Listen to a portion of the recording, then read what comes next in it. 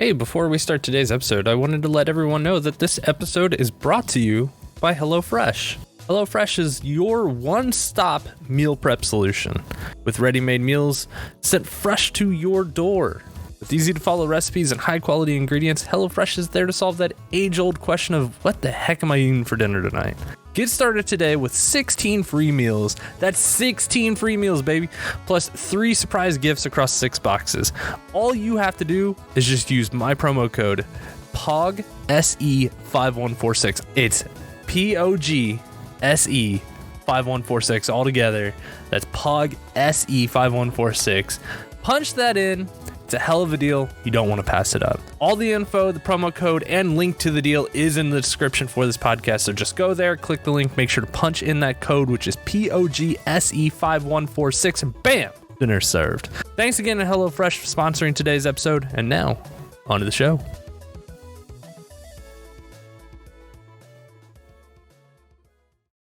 Yeah, okay, I think I'm good. Let's do this. But how do we start it? That's a good question. You always start. You always got the bits. What's the bit? Well, what's the bit? Hold on. This is welcome to creating a bit. Does this already start? Yeah, we start. This is a start.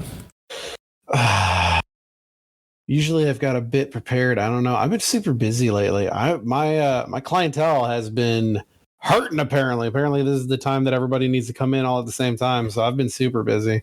Yeah, it's that spring like renewal. Like you're trying to get all your shit done, get your body set for the summer. Like it's more like this is when people's deductibles have been met. Now they don't have to pay to come, so now they're like more willing to come. Yeah, I feel that. But I don't know, man.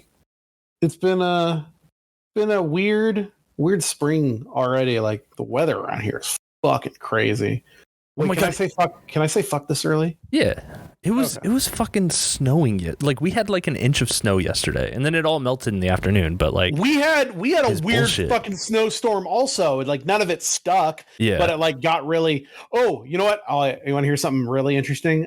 We had a gas station explode in my town the other day. What the fuck? Some homeless guy decided to light a fire in a gas station parking lot, like in the middle of the night when it was closed. And oh my God. Got out of control, and it blew up a gas station and like a bunch of buildings around it. Nobody got hurt, thankfully. But like I went down there and looked at it, and I was like, oh, that's what an exploded gas station looks like. Jesus. Yeah, that oddly enough, I got a notification on Twitter the other day about the city I used to live in Japan. They've got these huge like street markets, you know?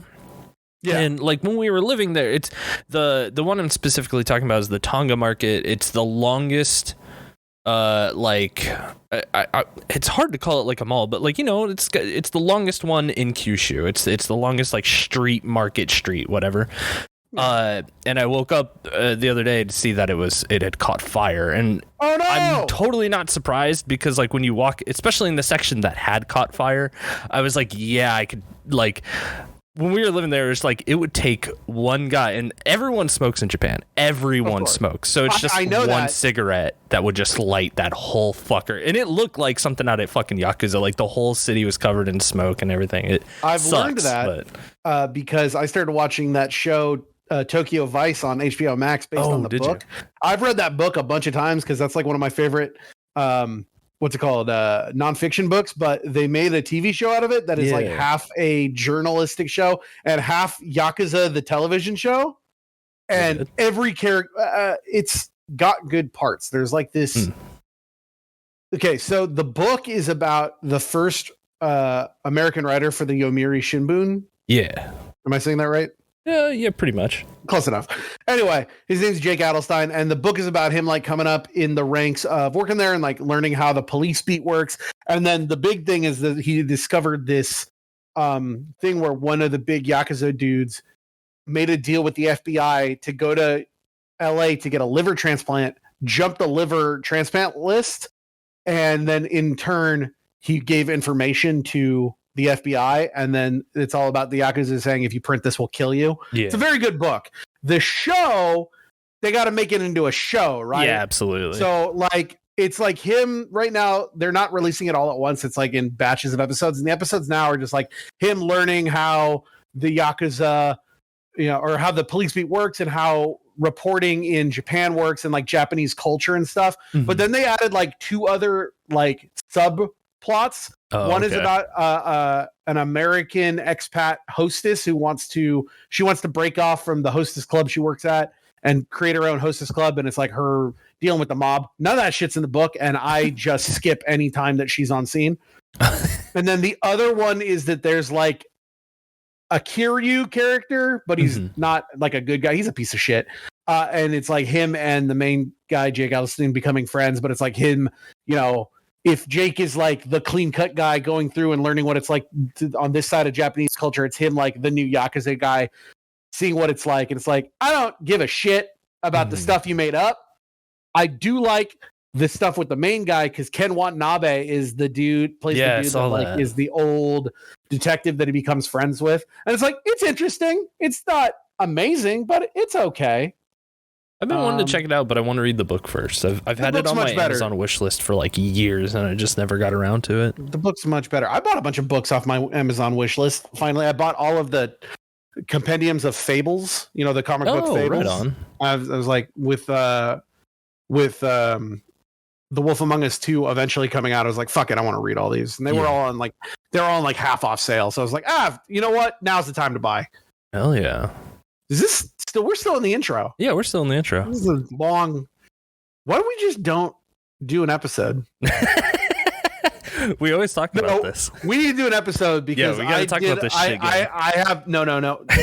Yes, I agree, but in a different way than you are. But I'm very excited to start the episode because of what we say after the episode. So, and you'll like this. So let me just start the episode by saying, "Hey, Chris." Hey, Ryan.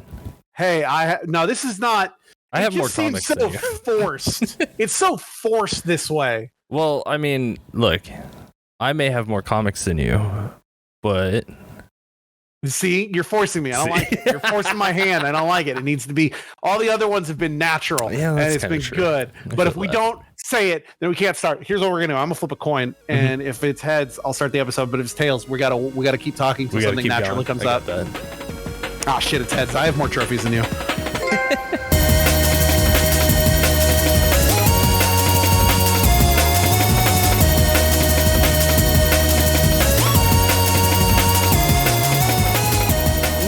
Friends to I Have More Trophies Than You. This is a video game podcast about video games and the different ways that people play them. My name is Dr. Ryan. I'm one of your hosts, and I am, you're going to notice a jump here, Chris, the 83rd oh shit best gamer in all of North America. Making moves. Is that because you switched to the European side and started doing that trash? I didn't do it. I didn't fall into that yet. Oh shit. Well, hey, this was just doing a bunch of other stuff, and I have to tell you, the temptation now that it's created. Okay, so if you don't know, last episode we were talking about the one thing that I've never done is bought games from other regions digitally to re-platinum them again, because you can re-platinum the same shitty games like 5 or 6 times. Right. And I've always stopped myself from that. Well, with the Fall Guys being bought by Epic, they put out a new version. You log in, you get a new platinum. They're like, oh, there's also now a European version. I was the assumption that game was now free because Epic bought it. It's not free yet. So I made an account and I went to try and get the free Fall Guys to do it again, and it cost like 16 pounds. I was like, fuck this. Okay, never mind. But now I've got a British account made. All I would need to do is buy some British PlayStation Network cards, and there's hundreds of platinum trophies just that waiting. Would take me seconds. Yeah, just wait. And so the temptation is calling. But anyway, you should also address yourself. Hey, I'm the other host. I'm Chris, and I am, and also bringing this to the podcast, I'm sponsored by HelloFresh. Use our code, or my code. No, don't say our code. This is horse shit. I'm not included in this. You just went out and got your own sponsorship? Yeah. I've been picking up the stream a little bit. Guys, check it out, twitch.tv/BlazeTK. I've mostly been doing like card game streams with my wife on like Fridays and Saturdays. We just like play Pokemon or Digimon, whatever card game, tickles our fancy at the moment. And yeah, every once in a while a sponsor will reach out to me and ask to do a partnership, and this one I could not refuse. So guys, if you can go sign up for HelloFresh. You'll get 16 free meals and 3 surprise gifts.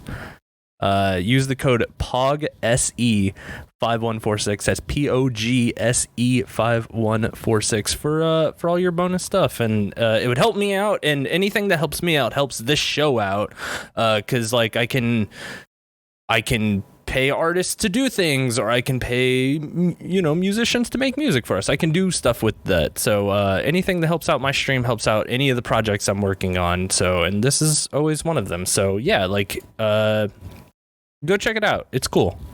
Where's my fucking special money? You gotta hit that stream. Hit that stream grind. I gotta start streaming it. I was gonna. Okay, so today is of course it's Friday the 22nd. It's absolutely not Tuesday the 19th, and yesterday wasn't Monday. I was fully planning on starting streaming last night, and then I saw I think 54 people yesterday, and I got home and I was like, "Fuck this." Yeah. I feel that. I mean, I get overwhelmed in a similar way, because it'll just be like, I don't know. Anytime I just have like too much social interaction, I just kind of like shut down, and then I'm like, oh, I don't want to stream, and that's kind of what's been happening over the last couple months. But like, I'm kind of working through that. Like, the spring is kind of here, so it's like kind of getting me a little bit more like excited to do things, and yeah, so like it's just doing that grind. You gotta just find the time that works perfectly. And I have a couple really dumb ideas. The problem is just like, it's time and what your like body level's at, your stress, or wherever your mental state is. Because like, I mean, even after a long, like if you see 50 patients in a day, I highly doubt you're gonna want to see 50 people in a chat just going off like complaining about this and that and the other thing. It's not even that. I'm a very, I don't know. Hey, I don't know if you could tell, I'm a very extroverted person. Mm-hmm. Was that a surprise to you? No, I used to be. It's not so much that like, I don't want to talk to people. It's literally just like, I want to, it's my body is, it's not an emotional thing, or like, it's literally, I am very tired. This was a physical job. I would like to sit on my couch and not move for like 20 minutes. And then that turns into me like, just not getting up. So it's more just physically, I'm just like, ugh. So my stream's coming back, though. I have a couple really dumb ideas that I very much would like to do, because I think they're very stupid, and I do love doing stupid things. So please look out for that soon. This is a video game podcast. I wanted to do about video games. It is about video games and the different ways that people play them. Did you know that? I wanted to do a new segment called upcoming something's coming. Oh shit. That's what it's called. Something's coming. We're coming. No. I wanted to really talk about really quick a game that all of a sudden came out of nowhere that's coming out next week that I had no idea about. Yeah, but I am now so excited for. There is a murder-based restaurant sim. What the fuck? Coming out next week on everything, called Ravenous Devils. It's a Sweeney Todd management sim. It's not really Sweeney Todd, but the idea is that it's like a late 1800s, early 1900s England restaurant sim, but there's no food, so you have to murder your guests to make more food. And then you can upgrade your building to like, the way that they showed it is like, oh, you can start a tailor shop to sell the clothes from the people you murder. I like management sims. I think they're just fun and cozy. Yeah. And so the idea of like a Sweeney Todd, like, okay, I love tech trees. I love skill trees. So it's like, let me upgrade my tech on murder so that I can better butcher these guys into pies and shit. It's coming out on Friday, the 29th. Yes, the 29th on everything. PS4, PS5, Switch, all the Xboxes and PC. And I am so fucking excited. This sounds amazing. I do love the management sims, and honestly I've been playing like a decent amount of them like here and there lately, just trying to find the next one that I can like kind of sink my teeth into over a weekend. But like nothing's really hit me, but I might have to look into this one. I'm excited for that. Hopefully by the next time that we speak, we'll have, well, maybe not, because it comes out next Friday. Yeah. So that'll be close to when we record. I'll have dug in at least. I'll have dug in at least. That and then that they're putting that Lego Builder's Journey game out on PlayStation today. So I'll wait to see what the What's that? trophy data is. That's that game that came out, I think, on like Switch and mobile a couple months ago. It's like a Lego 3D puzzle game all about a son and a dad building Legos together. It looks like it's supposed to be very sad. Like everyone made the joke is like someone's either the kid or the dad is going to die by Lego by the end of this, because that's how every fucking game is. But apparently it's a pretty good Lego puzzle game, and it's going to be on PS4 and PS5 with trophy support. So if it's good, I'll get it. I like the very like minimalist look that it has. Oh yeah, it's very. They also finally put out that Lake game on PlayStation 4 and PlayStation 5, which is the one about being a mail carrier in Oregon. So definitely I'm gonna have to pick that up. So those are upcoming games. Man, that's actually I spent the better part of this weekend just looking at upcoming games, because it feels like there isn't anything coming out this year. But like we're done with new big games until like October or November. Like, and not only that, but it's even those games kind of feel now like, hey, it's late April. If these games are going to come out, you kind of have to start rolling the ball on it, like, and it's just not. I just feel like a lot's for the first half of the year are out. You know, there's still announcements to be made. We got Jeff 3 coming at the summertime because there's no E3. We're going to do a thing. We're going to do. I'm excited to announce we're going to do a very special episode somewhere. It's going to be one of like these middle episodes, like our April Fool's one. We're going to do our first ever Trophy 3. Which is going to be us talking about everything that gets announced and our thoughts on it, because, you know, who gives a shit what industry leaders think? Well, I mean, industry leaders are just trying to sell something to you. Yeah, like, industry leaders. You're getting the raw feel on this one. They would never try to talk to you and get money out of you. We are here for fun. Do you want to plug your sponsorship again really quick? Yeah, guys, use HelloFresh, PogSE 5146, I think. Go do that.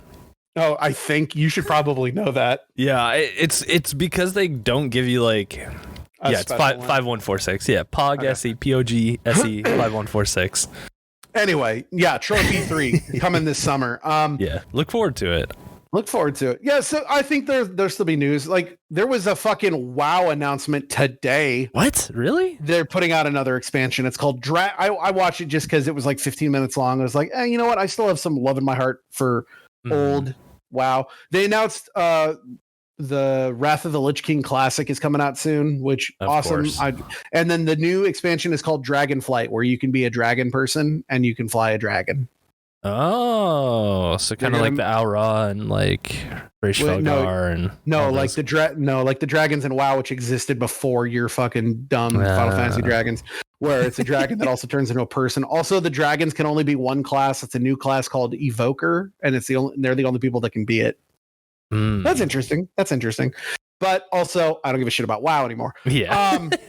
They're owned by Xbox. Well, no, they're not yet. And not only that, but like there was some news about that. Like there was a giant investment company that had said that the board of directors should vote no on that deal because they see it as a bet, because they're consolidating into a monopoly at this point, and they're like, hey, you guys better vote no or we're just going to pull our investments out of your projects. So, interesting. Yeah, it's very interesting to see that there are some higher level bullshit that like I don't even fully understand. It's just news that I see that looks like there's some pushback coming. So it's funny because all I haven't seen anything about that, but all the news I'm seeing, of course, because I don't give a shit about Xbox, is that Sony is about to announce that they bought somebody, and it's going to be very surprising. And like the word on the street is it's like going to be one of the big three Japanese developers. Like it's either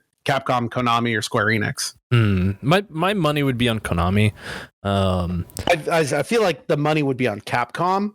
Yeah, I don't know. Like I feel because of their involvement with Street Fighter, and now they own Evo, and it's just right.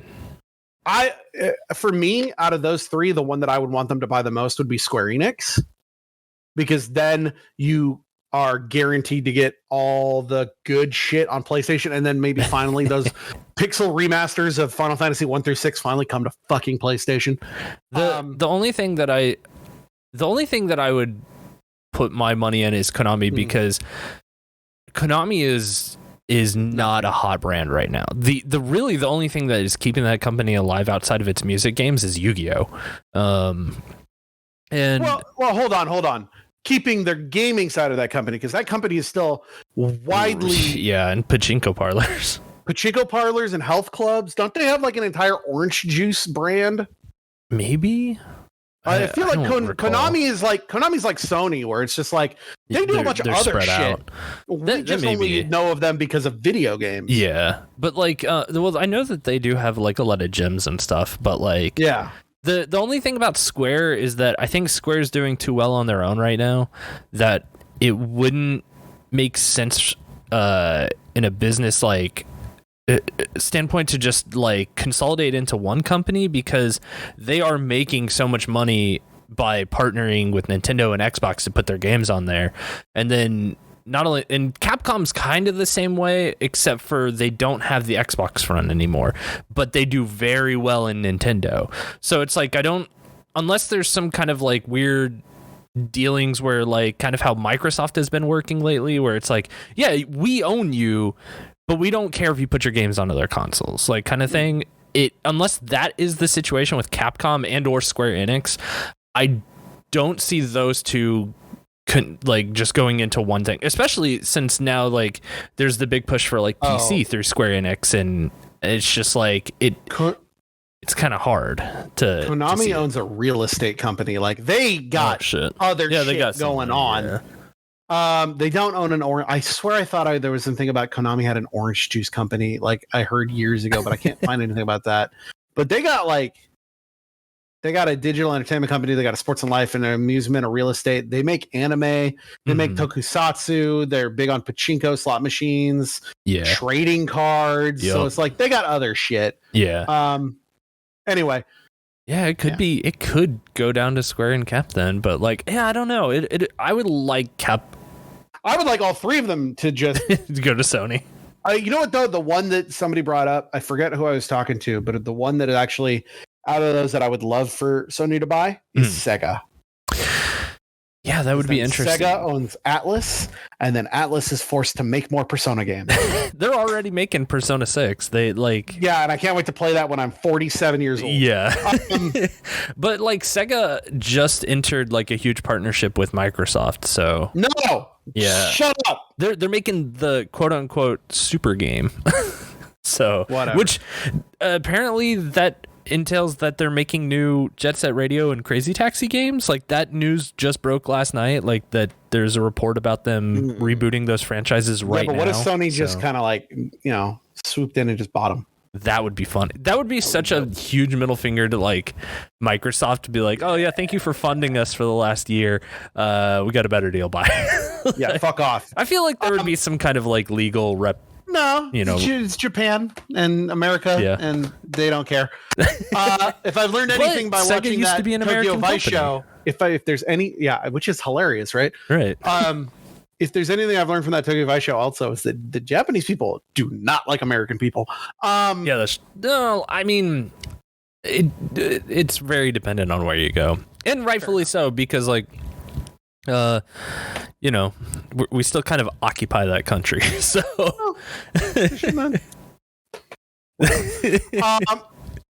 before we get into what you've been playing and everything, I have another new segment. Oh yeah, hit me.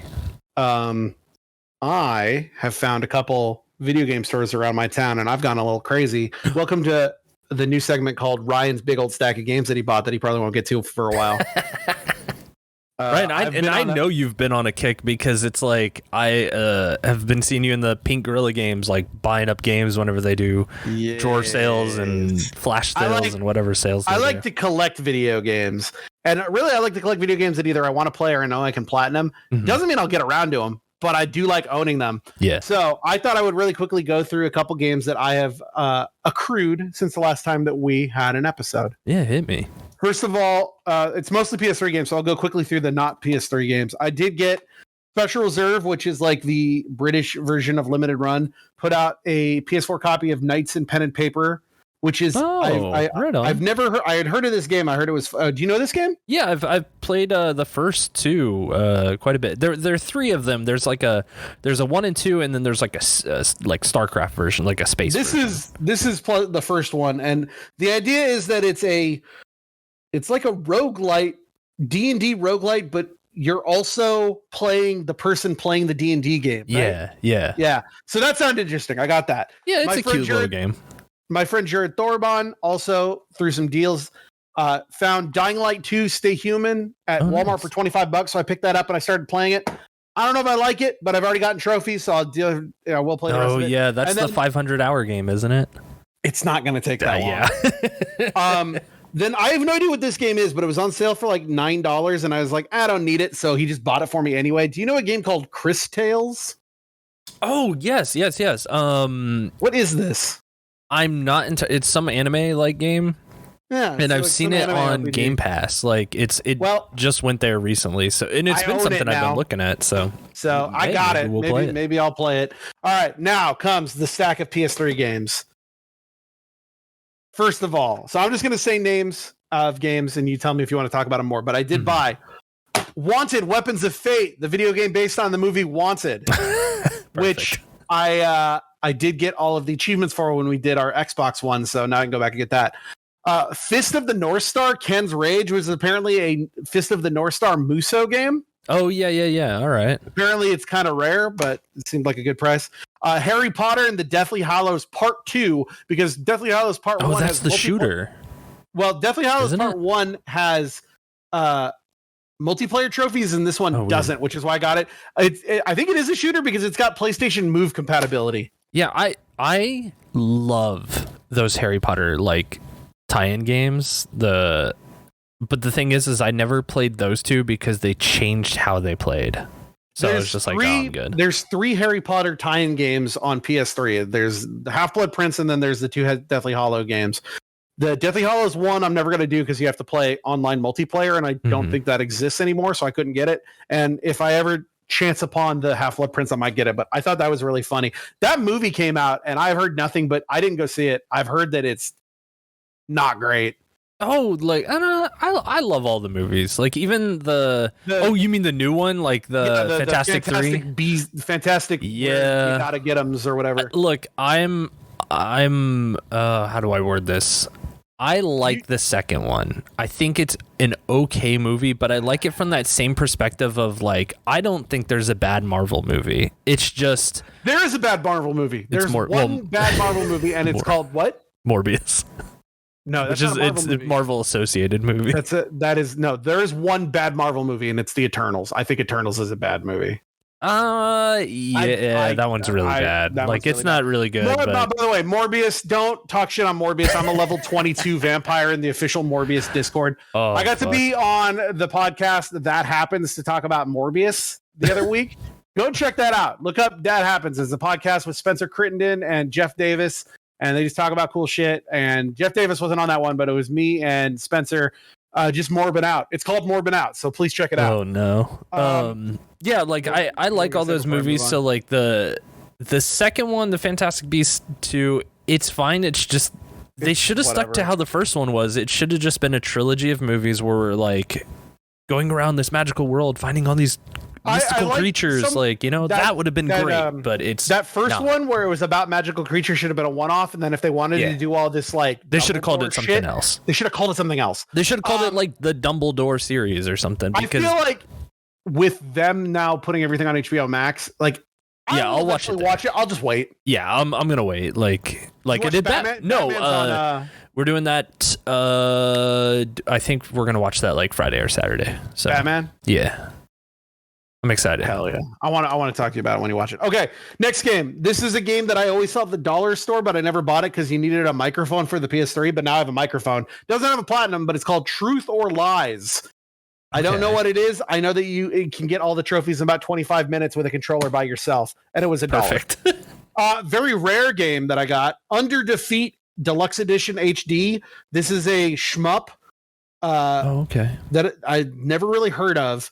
But the reason I got it is because all the trophies for like beating the game are apparently pretty hard, except that it's got a built-in mode that the longer you play the game, they reward you by like, oh, you've been playing this mode for a couple hours. Now you can have infinite life. So if you just leave your system on for 8 hours, you get infinite lives, and then you can beat the game pretty simply. I bought a game that I've been wanting to get for a while because I think it's fucking hilarious that it exists, even though I've never watched the show, but now I will. I now own Prison Break: The Conspiracy. I got the Battleship game, not based on the board game, based on the movie.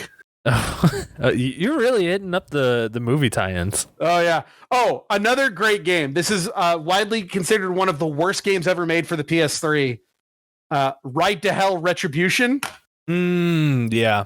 I'm going to force you to play that one day. Oh, joy. I think I have because didn't they like remake that game or remaster it or something? No, it's a PS3 game. No, but I think that they did another one. You're thinking of Days Gone. No. Could you imagine if Days Gone was secretly the sequel to that game? Days Gone is a fun game. I got Up. Disney's Up. DuckTales Remastered. That's good. I like that. I was gonna say, what do you even do in Up? Do you just ride a balloon? I don't know. No, I think you're that little. No, it's a platformer. You're that little kid and the old man, and you go to the. That's the thing about Up. Like that, everyone remembers that first scene where it's really sad and cry, and then you forget the rest of the movie that's just boring as fuck. Yeah, DuckTales Remastered. I think I already own this on Wii U, but I was like, have it for PS3. That's fun. Madden 2011 because it's the one Madden game that you can platinum by yourself. Heard a lot about this game. Never played it. The Saboteur. Okay, I've heard a lot about it too, but I don't think I've played it. You're in Nazi-occupied Paris during World War II, and you play a French resistance fighter trying to like sabotage the Nazis. Right. Sounds interesting. Yeah, it could be fun. Dragon Age 2. I've never played Dragon Age 1, but I own it. But I saw this for cheap, and I had to buy it. Mm-hmm. Kingdom of Amalur Reckoning, which after I bought it, I realized, oh, that's right. They gave me that Kingdom of Amalur Re-Reckoning for free, but I got it now. Yeah. Wolfenstein: The New Order. I've already platinumed it on PS4. Figured I could re-platinum it on PS3. Mm-hmm. A copy of Street Fighter 4, just cause. Yeah, it's always good to have fighting games like in your library. You'd have to like. Apparently, Street Fighter. This is vanilla Street Fighter 4. The online is still on because it's all peer-to-peer, and since no one else is playing it, it's easy to. If you can find someone, you can just trade wins and shit and get all of the online trophies pretty simply now. So that might be fun as a dumb bullshit. I bought Ni no Kuni Wrath of the White Witch, even though I already own it, the remaster on PS4, just because this is the one with the steelbook. Oh, okay. And I don't know if I'll ever play this. I'm definitely going to play the other one, but it was just like, this is a really cool steelbook, and I just want it. It's added to your steelbook collection. Disney Universe, which is... Oh, yeah, that's the Skylanders one, right? No, that's Disney Infinity. This is the other one. Okay. Disney Infinity, you can't platinum anymore because it had a couple online trophies. This is, I don't know what, I think it's like, the best way I can describe it from what I've looked at and what I've seen is like, it's Disney Little Big Planet. Yeah. So, and then lastly, they're coming in the mail today. So I have a shipping announcement that they will show up, but I haven't received them yet. I like peripherals. I bought a U-Draw game tablet, and I got all 3 games to come with it. Only 2 of the 3 games I can platinum because the one that came with it had 1 online trophy, which I can't get, but I'm going to get the platinums in Pictionary Ultimate Edition and Marvel Superhero Squad Comic Combat. Perfect. I do really like peripherals. There's a fucking... Oh, it'll be over by then, so I can talk about it. There's an eBay auction. Do you know that game Lego Dimensions? Yeah. There's an eBay auction for a complete set of every, like the game, the portal, and every single thing that's ever come with it, which is for the PS4. And I could easily then just get a copy of the game on PS3 and get it. It's $300. That doesn't seem like a bad deal. Yeah. I'm watching it right now because I don't want to put a bid in because there's only 1 bid, but I feel like, am I crazy for wanting that? No, because I heard it's a really good game. And I've heard it's really fun. Like I think it came out when I was in Japan. There's a Simpsons level, and there's a Portal level, and there's a Sonic combat. There is Sonic. And Shadow has a gun, and Knuckles grabs it and throws it in a portal. Oh, did we talk about that movie? No, have you? Did you see it? I did see it. Did you like it? Sonic. We're talking about Sonic the Hedgehog 2 here. So I want to start out by saying Sonic the Hedgehog 1, I still think is one of the worst video game movies I've ever seen. I don't like the way it was written. I don't like the Zillow.com and Olive Garden jokes. I really do think it was a soulless cash grab made by people who don't understand the game. The only person on that entire crew who I think understood the game was Tyson. But I think it was, by the time he came in, it was too late because the movie was already made. I think Tyson's an executive producer on this one. Yeah, and you can tell. This movie's good. This movie's good. It's so fun. I loved it. I love the second one. It's like, just a, I gave it. I think I gave it like three stars on Letterboxd, but it's like I had a fun time. I legitimately thought I was gonna. I went to this movie for the sole purpose of seeing it so I could shit on it on this podcast and make fun of you. But I have to say, coming out of it, it was a better time. They did bring up the fucking Olive Garden jokes again, which no. But they brought it up very tongue in cheek because they're like the military dude shows up.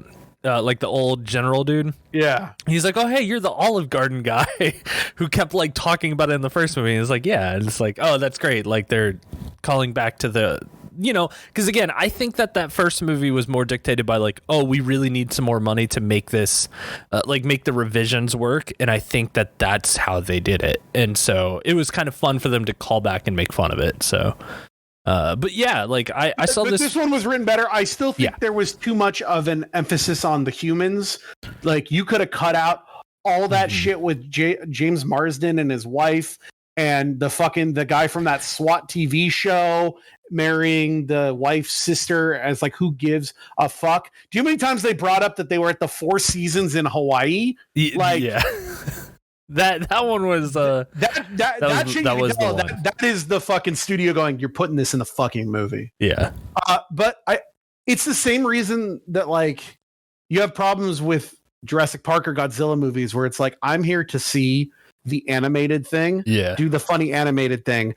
And movies nowadays are like, but you gotta have the human element. You gotta have the humans come into. It's the problem with those Godzilla movies where it's like, I want to see Godzilla wreck shit. No, we need to give you a story about Aaron Taylor Johnson and trying to get home, and it's like, it's real sad. And it's like, I don't give a fuck. I want to see Sonic do Sonic shit and fight Knuckles and fight Robotnik. Yeah. And that shit was pretty cool. Yeah. And like, if I ever watch this in the future, I would just skip any time humans are on the screen that aren't Jim Carrey, Adam Pally, or the dude that plays his Agent Stone, his assistant. Which did you catch that the Agent Stone's coffee shop was called the Mean Bean? The Mean Bean, yeah. I like that. That. Like this movie had so much in it. Like, dead ass. Like in the I'm gonna spoil the first like 5 seconds of the movie, but I won't. Ass? Yeah. Did you just say, are you from fucking New York? What's going on here?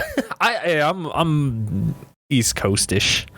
You are from the Midwest. I am from the Midwest, but my friend. But the thing is that like there's so much in this movie for fans, and it's a huge family film. Like there's tons of stuff that is very directed towards kids and their humor and stuff. Once this movie comes out on like streaming, I could see me like watching it with my nephew. Yeah, like 'cause I saw the movie on an advanced screening, and it was a sold out theater, and there tons of kids in there too, but like, and tons of fans, and like you could tell when kids thought something was funny, and then when like grown-ups thought something was funny. Yeah. And at the very beginning of the movie, this is like 5 seconds in, so sorry if I spoil the cold open, there are 3 like guardian dudes that walk out of the portal, and they're dressed as Jet, Wave, and Storm from Sonic Riders. Like it's like his headdress, like Jet, and then Wave and fucking. I thought they were just supposed to be the owl people. No, because that's the thing is like. Are the owl people a Sonic thing? Is that a real thing? It's not, but the thing is in Sonic Riders there are a race of characters called the Babylonians, and they are like the ancients basically of that universe, and the 3 that exist still are Jet, Wave, and Storm, who live in like the Babylon Gardens, and all the ancient writing in the game or in the movie was based on the ancient writing in that game. They like looked at it and they just used the same shit. So when I saw that step out, like I hit Cecily, and I was like, oh my god, I was like, that's Jet, Wave, and fucking Storm right there. Like, that's not them, but that they're dressed to represent those characters. I was like, holy fucking shit, what a deep cut. Like, so like 100% that's Tyson. Yeah, absolutely. Yeah. And that's just him, like, a little wink and nod to the fans that actually, you know, you see that and you're like, holy shit. And they're even like green, purple, and gray. Like, I was like, holy shit, I can't believe I'm sitting in a movie theater in 2022 and there's Jet, Wave, and Storm representation. Like, what? That's exactly what fucking happens when you finally hire someone that knows the source material. Exactly. And it's that shit. Like, you need to find people like Tyson, and like even that Thor trailer dropped yesterday, and it's like there are shot for shot panels from comics in that trailer, and it's like, yeah, you got to get people like Taika to do these movies because they get it. They understand. Like, they know what the fans want, and they know how to make a movie that is generally acceptable by the general population, you know? So it's like, is he making I didn't even think about that. Taika Waititi is making Love and Thunder? Yeah. Oh, perfect. Yeah, so it's... That guy's great. I can't wait. Like, it's... And again, like, in Sonic, like, there were parts that, like, especially towards the end, like, where you start getting, like, looks of certain characters or whatever, you know. It... Like, and especially that in mid-credit, like, the crowd was screaming. Like, this is, like, I saw Endgame in an American theater, and I heard roar... there's no listen. You might. There is. It's because you were there at a pre-event. Yeah, with a bunch of other other Sonic fans. Yeah, Sonic perverts. And no, yeah, I was screaming like this. Okay, so the first movie got me to cry a couple times because it was just like sucked. It was something that I was just like, wow, I can't believe they're actually doing this, and it's actually good. And like, especially at the end when Tails shows up, like, I cried. Good. Like, I started tearing up because I was like, oh my god, there's Tails. The word good and that first movie should never be in the same sentence together, unless the word not is put in front of the word good. I shit you not. In this movie, it was more of me sitting there and just smiling ear to ear, just be like, no, shut the fuck up, shut the fuck, no, shut, god, they're doing this, and it's like, fuck yeah, let's go. Like, I was so pumped. I loved it. Go see that movie. That movie is just about to cross $250 million. Quarter billion movie right there. 10 out of 10. Platinum out of platinum. Well, wait, that's only for video games. We need like a... Oh, what do they do? What is on cinema do? Is you give it a PlayStation 1 through a PlayStation 5? Well, that's hard because we all know that the PS2 is the better system. Oh, I just meant for numbers, but you're you're right. Never mind. Give it. We only rate video games on the right. On the. You don't just rate everything on the. No, just give it. Yeah, you give it a platinum. I would give it a silver. I think it's fine. I think it was a fun time. I think that I can't wait. If you've got a little kid or a niece and nephew, take them to it. Yeah.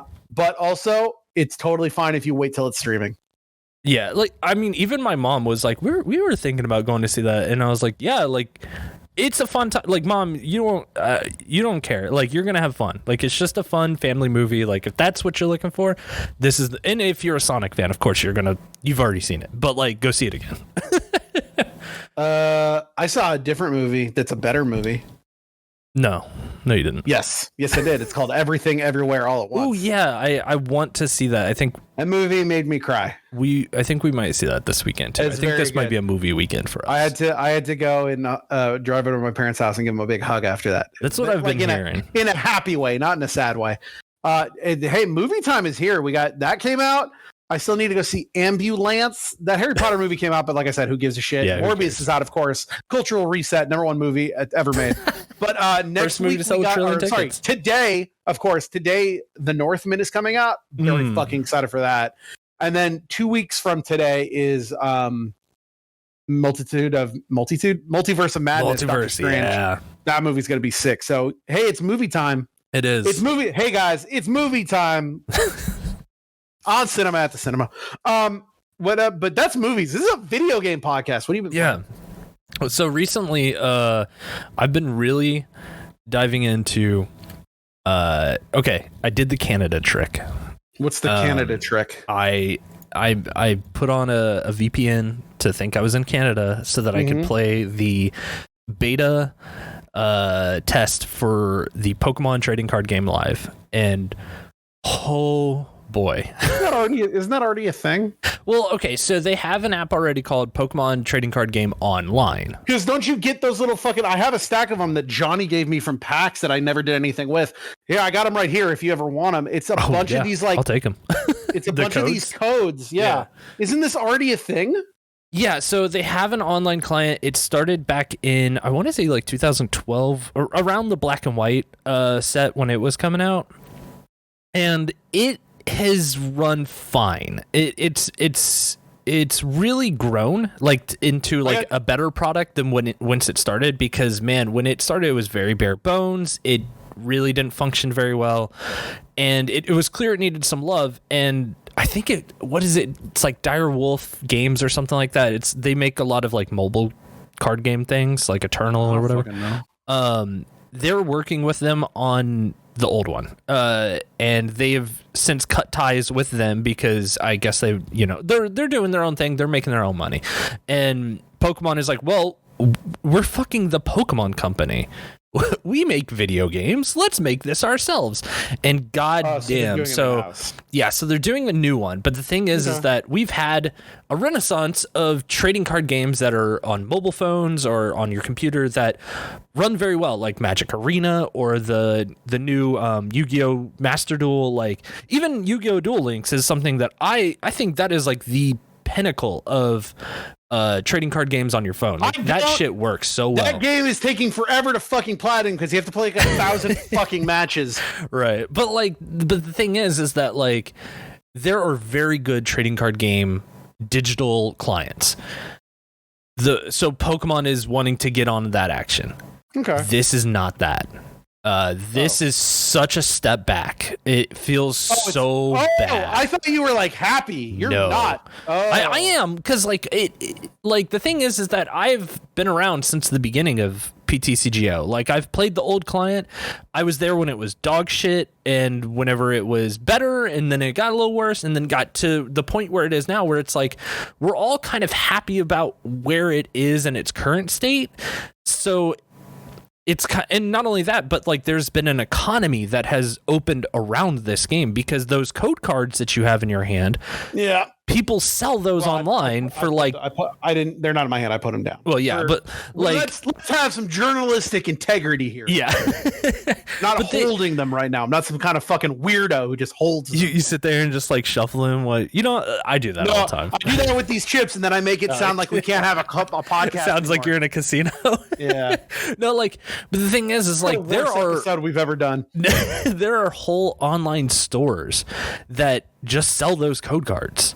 Really? Yeah. How much they go for? And it really depends on like what if they're from booster packs, they're not going more than like 45 cents a pack or a code. But the thing is, I thought they only came from booster packs. No, because they sell like any number of like boxes and like fat packs and stuff like that, and those will sell for more because they give you like specific things, and you get more shit. So, but the thing is that those code cards, there's an economy around them. So, in the online client, the old client, you can trade cards willingly with people online, which is amazing because that's something no other card game in a digital front does. Like Hearthstone, everything. It's like, I got this card. You want to trade? That's not a thing. Yeah, whenever you get more than a playset, because trading involves them losing money because now you're not giving them money for more things. Exactly, and that's what they are changing in this game. So they are taking out the trading portion of the trading card game and going with a more modern version of like how Magic or Hearthstone does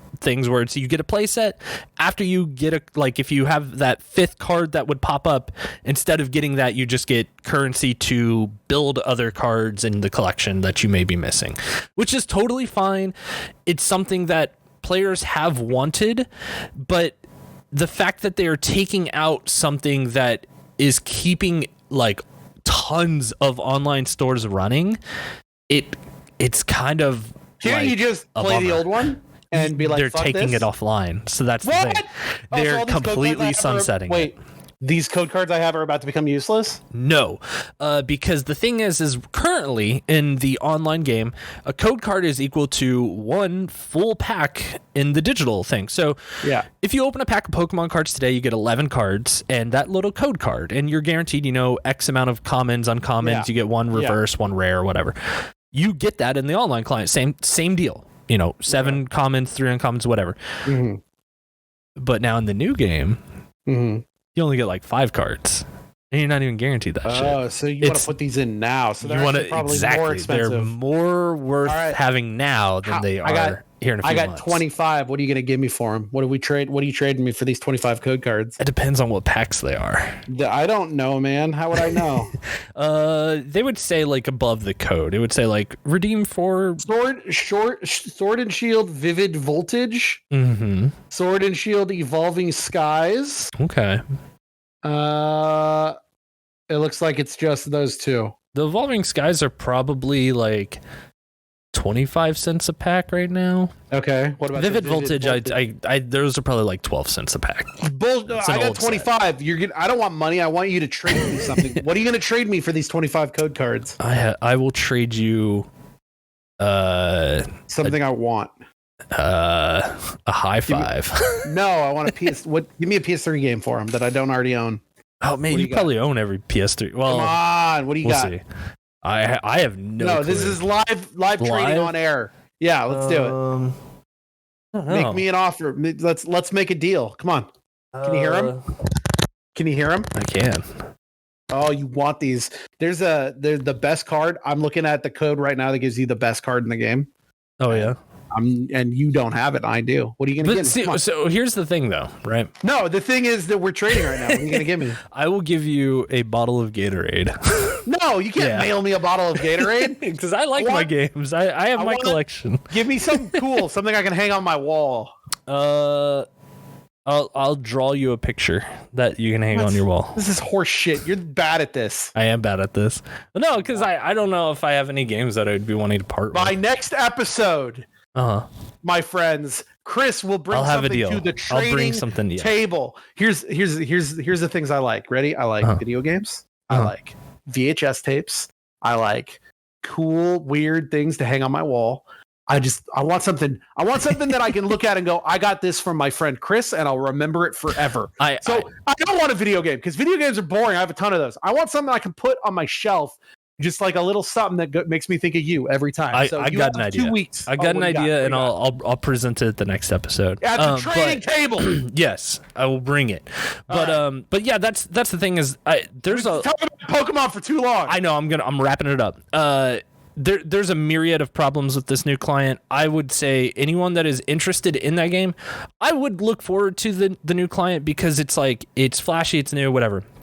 It will be able to play on your iPhone, which is something the old client can't do for whatever reason. They're gonna put it on PlayStation. Can I get a Pokemon? No, they definitely won't do that. But that's the thing. They should put it on. There's no reason for them not to put it on the Switch, but they're not going to. It doesn't make any sense. I don't know why they don't. But it's like there's a lot to be excited about the new client, but unfortunately, have you been playing any video games? Yeah, but I am gonna make a video talking about all that stuff, so look forward to that shit. But yeah, like video games, fucking video game podcast. It's a video. Hey, Pokemon TCG Live is a video game. You play it on your screen. Whatever. Yeah, I own that on Game Boy Color. Let's go. You definitely don't want me to talk about the other thing I've been playing. What do you even play? Why? What is it? There is a new patch for Final Fantasy 14, and we first go back and play some of that for. You should. They added new trophies. Yeah, because there's a new 24-man dungeon, and it fucking rules. It's so fucking good. And we're done talking about it. Okay, yeah, it's a good patch. Good shit. Good story stuff too. Like, I'm excited to see where if you're a 4 fan, there's a lot of cool shit happening right now. So yeah, it's cool shit. I've been paying for an expansion. I've been paying for a prescription. I've been paying for a subscription for that game for months, and we've only ever played it like once every other month or something. I'm so down to play. I still want to get those platinum trophies. Anyway, play the fucking music. Let's do it. Welcome to the Platinum Report. Come hear the story of how I jumped up 5 spots and defeated the villainous Saint Germain. I finally Whoever that is has been like the person that's been the wall I couldn't get past, and I fucking surpassed them. Eat it. Oh! Eat it. 21 new platinums since last episode. Not a lot of good ones. Let's talk about them. First of all, Burger Break. Had played a little break game. Had got in there. And then how about a little Easter candy break? Had to do a little bit more break-in. That was on the PS5. Burger Break was only on PS4, so we have the other sides of either of those. On the PS4 and the PS5, we had a point-and-click adventure / visual novel that was kind of X-Files based called The Song Out of Space, where you're like from the FBI and you're going to look into some grisly murders. Whatever, it sucked. Ice hockey, Breakthrough Gaming Arcade. Play a little ice hockey with our friends from Breakthrough Gaming. Want to tell you all about how ice hockey is just like Jesus. Wild West Crops on the PS4 and the PS5. That was a little rip-off Metroidvania that took about 20 minutes each time. It's fine. Remember Me, which was a milestone. We hit a milestone. Oh, was it? 1,100 overall platinums for Remember Me. Can't believe I wasted a milestone on this game. We'll get into it. Yeah. After I did Remember Me, I decided I wanted to maybe try to get some stuff that I had bought in sales and never gotten around to. So I did platinum Freak Out Calamity TV show, which made itself seem like it was a Smash TV clone. It is a twin stick shooter. It's nothing like Smash TV. What? It's complete dog shit. It's just a twin stick shooter where it's like level based, and they're like, oh, Calamity TV show, it's going to be like Smash TV, and it's like there's no power-ups, there's no nothing like that. The shooting is boring, the levels are boring, and the trophies are all about killing like a bunch of enemies. The thing is, there's a cumulative trophy for killing 10,000 enemies. By the time you finish that entire game, you've killed maybe about 5,000, so then you just have to grind, and it's boring as fuck. Next platinum, Space 2 Challenge Mode Edition from Breakthrough Gaming, and Lent's Adventure Story 1, Lent the Easter Bunny. These are two more. Oh, and Track Breakthrough Gaming. I got 3 new Breakthrough Gaming trophies all on Easter. So what an Easter miracle. Thank you so much. Next game, I did wrap up the Among Us PS5 Platinum.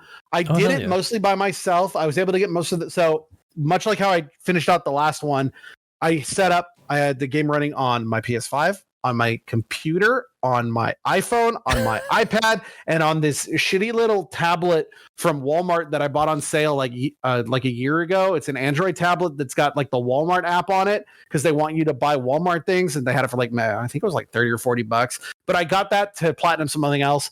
And I was able to get almost all the trophies except for 2. I needed 7 people for 2 of the trophies. So I want a big shouts out to our friends Sarah and Gorbulon, who jumped on really quick and just let me get those trophies really quick. So we did. Now we have all the Among Us platinums. Oh, hell yeah. Then we platinumed a sketchbook about her son on PS4 and PS5. That is a visual novel game where, because of the choices they made with the trophy list, the idea is to not actually play the game and let it run in the background by itself, because if you make a choice, you lose a trophy. So I had to let that game run while I was streaming with... Frank got me to play Fortnite. Oh, what? Yeah, it's okay. Yeah, it's a great game. It's really fun to play with your friends. Well, he made me play with a child, and that was kind of annoying. Then once we kicked the kid out, and it was just like it was me, him, Audrey, and a couple other, like Shango did for a little bit. We had our friend Deathflip, Marty 20K was there. Going through, it was like, I could see where this is fun, like every once in a while with your friends. Mm-hmm.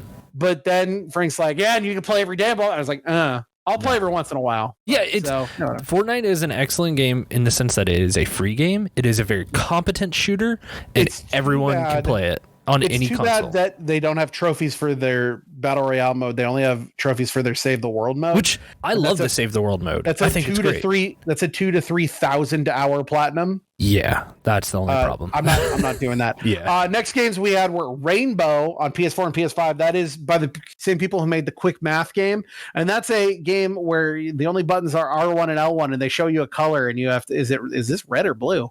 And what you do is you literally just mash R1 and L1 as fast as you can, because you have a 50% chance of being right. So you just do that instead of actually caring about it, and you get the platinum in under 40 seconds. We also got Easter Candy Run on PS4 and PS5. That's a runner, is shitty. We got Alien Zix. It's Alien ZIX. Alien Zix, whatever. It's a really just terribly made game. And then Platinum today, before we did this, Air Memories of Old. I would like to talk about this game really quick. It is about a 2-hour Platinum. It's the equivalent of a walking simulator, but you can fly. There's another series called like Area. It's all about this, about like flying as a bird. The idea is that you're a girl that can turn into a bird, and you have to go to all these islands and find dungeons, and all the dungeons are just puzzles. There's no combat. It's just like jumping and doing light puzzles. It's not bad. I got it on sale like months ago for maybe a couple bucks. So it's like an easy Platinum. The music is good. It's quite relaxing. The main problem I have with this game is that the load times are fucking atrocious. Especially even I was playing on a PS5, and some of those load screens took like 2 to 3 minutes. And you're constantly having to walk in and out of places that are doing it. It was ridiculous. Also, very unfortunate for like a sub-optimized game. You're flying as a bird, and you can like press a button to turn back into a lady or the bird. And there's a button to go faster. There's not a button to go slower. So like I'll be jamming it to make it to the other side of the map to get to this island, and then I'll get there and I'll hit the button to turn into a lady, and she'll just fucking torpedo a million miles farther than I need to. So then I got to turn back into a. So like the only way to like slow down is to literally slam yourself into a wall. Whatever. If you can get you can get that game for a couple bucks, and you want to just, there's one buggy trophy, but there's some good guides out there on how to not get it buggy. So all the trophies are for either doing these dungeons or going to the map and finding like, oh, you found the fox statue by standing next to it. So very simple Platinum. It took me about 2 hours. You could do it faster. Not bad. Overall, that did put me at country rank 83 and world rank 543. So I'm moving on up. Got a deluxe apartment in the sky. I'm at trophy level 967. I've got 31,311 overall trophies and 1,113 overall platinums. So I've got some palindrome shit going on here, and it's pretty dope. So 311, dude. Sick tight. Amber's the color of my platinum energy today. Man, I was looking at your platinum list the other day, just kind of like trying to get ideas for like other games that like we might be able to do that are or like games that you've played that I have been wanting to play and just totally forgotten about. Yeah. You have so many dog shit games that it is so hard to like filter through it. There's a way easier way to filter it. So I'll teach you right now. Go to my page. I'm looking at it. Go to trophy log.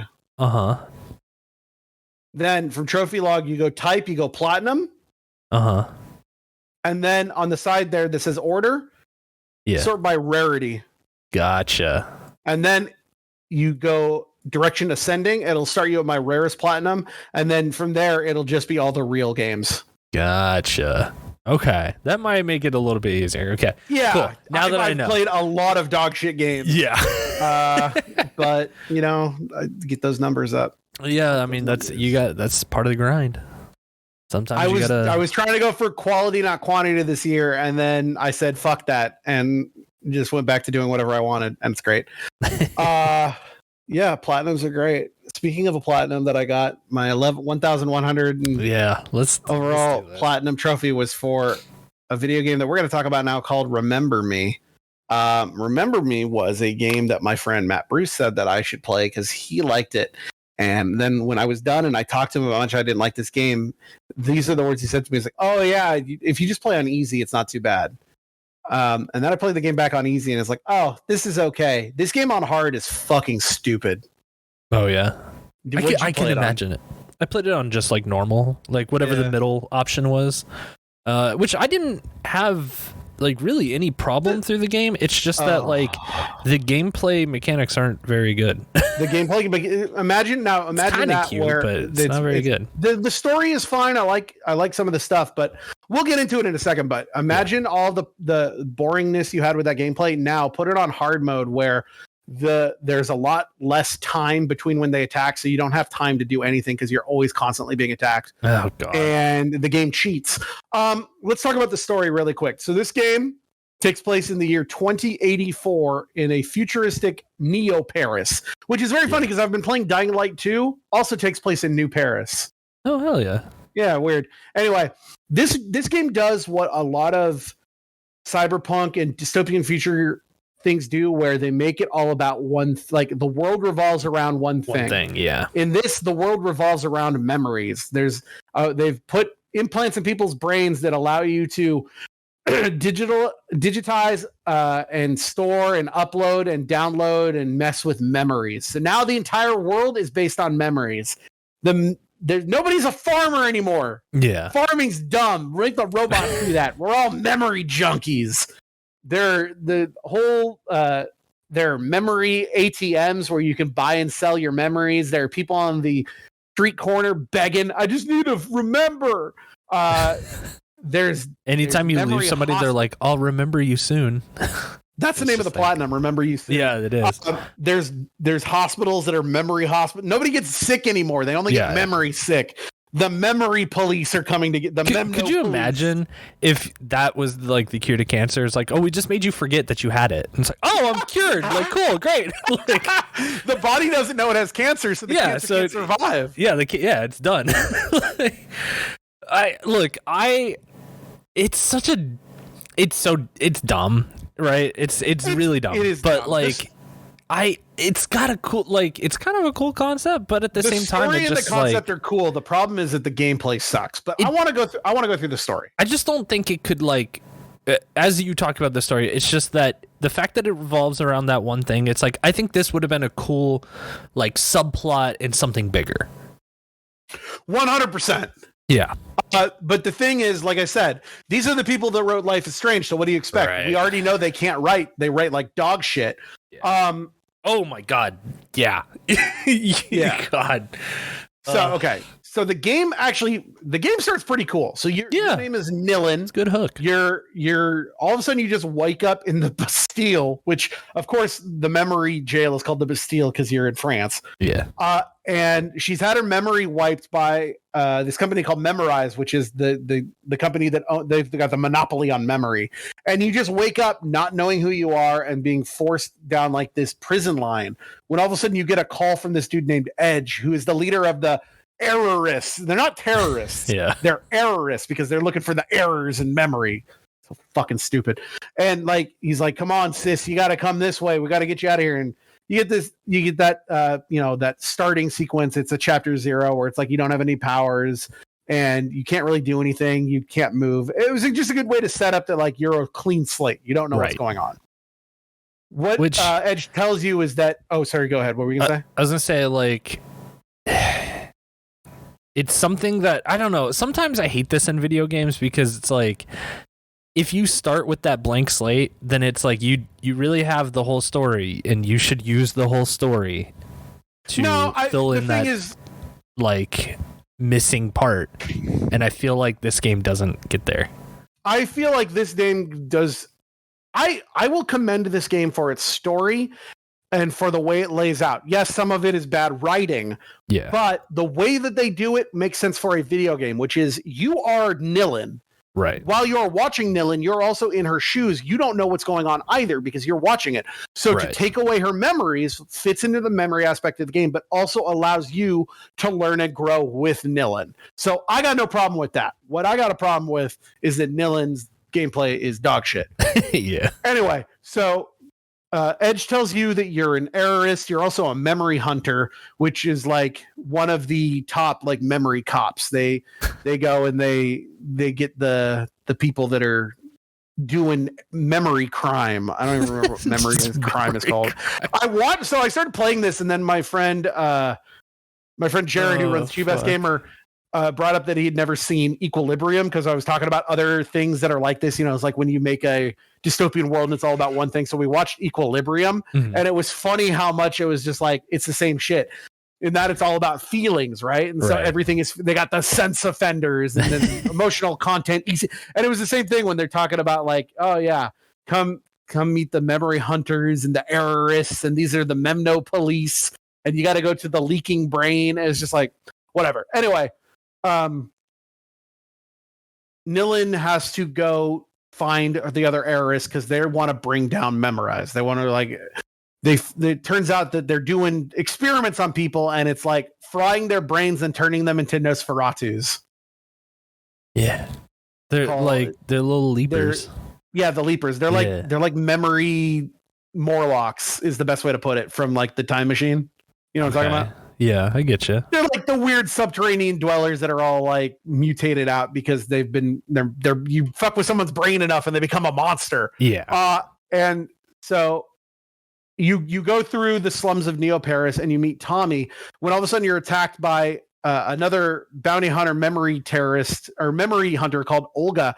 And this leads into what I think is the actual good part of this game, which is there's only 4 times in the game it happens, but you gain the abilities to do memory remixes where Millie can actually go into somebody's mind and remix like actually fuck with a memory to make someone believe something that never happened. Which, when you think about it, how the fuck does that work? Because she, like, the idea is that what they show Olga's husband is in a memory hospital and he's got leaky memory problems, whatever. And she's doing this job to bring you in so she can make money to pay for his memory operation. But you tap into her brain and make her think that her husband died on the memory operating table. Right. And now she's on your side because she's like, they killed my husband. How do you know the butterfly effect of like, okay, let me restart for the people at home. How it works is that you watch a small cutscene, and then once it stops, you have the ability to rewind and fast forward using the left thumbstick. You can use it like a editing wheel. And when you go back and forth, if you stop on specific parts, there'll be things that look like they're glitching out. And there are points that you can touch to change something in the scene. So you can move where a table is, so maybe somebody trips over it, or take off somebody like your husband's face mask so he's not getting his oxygen.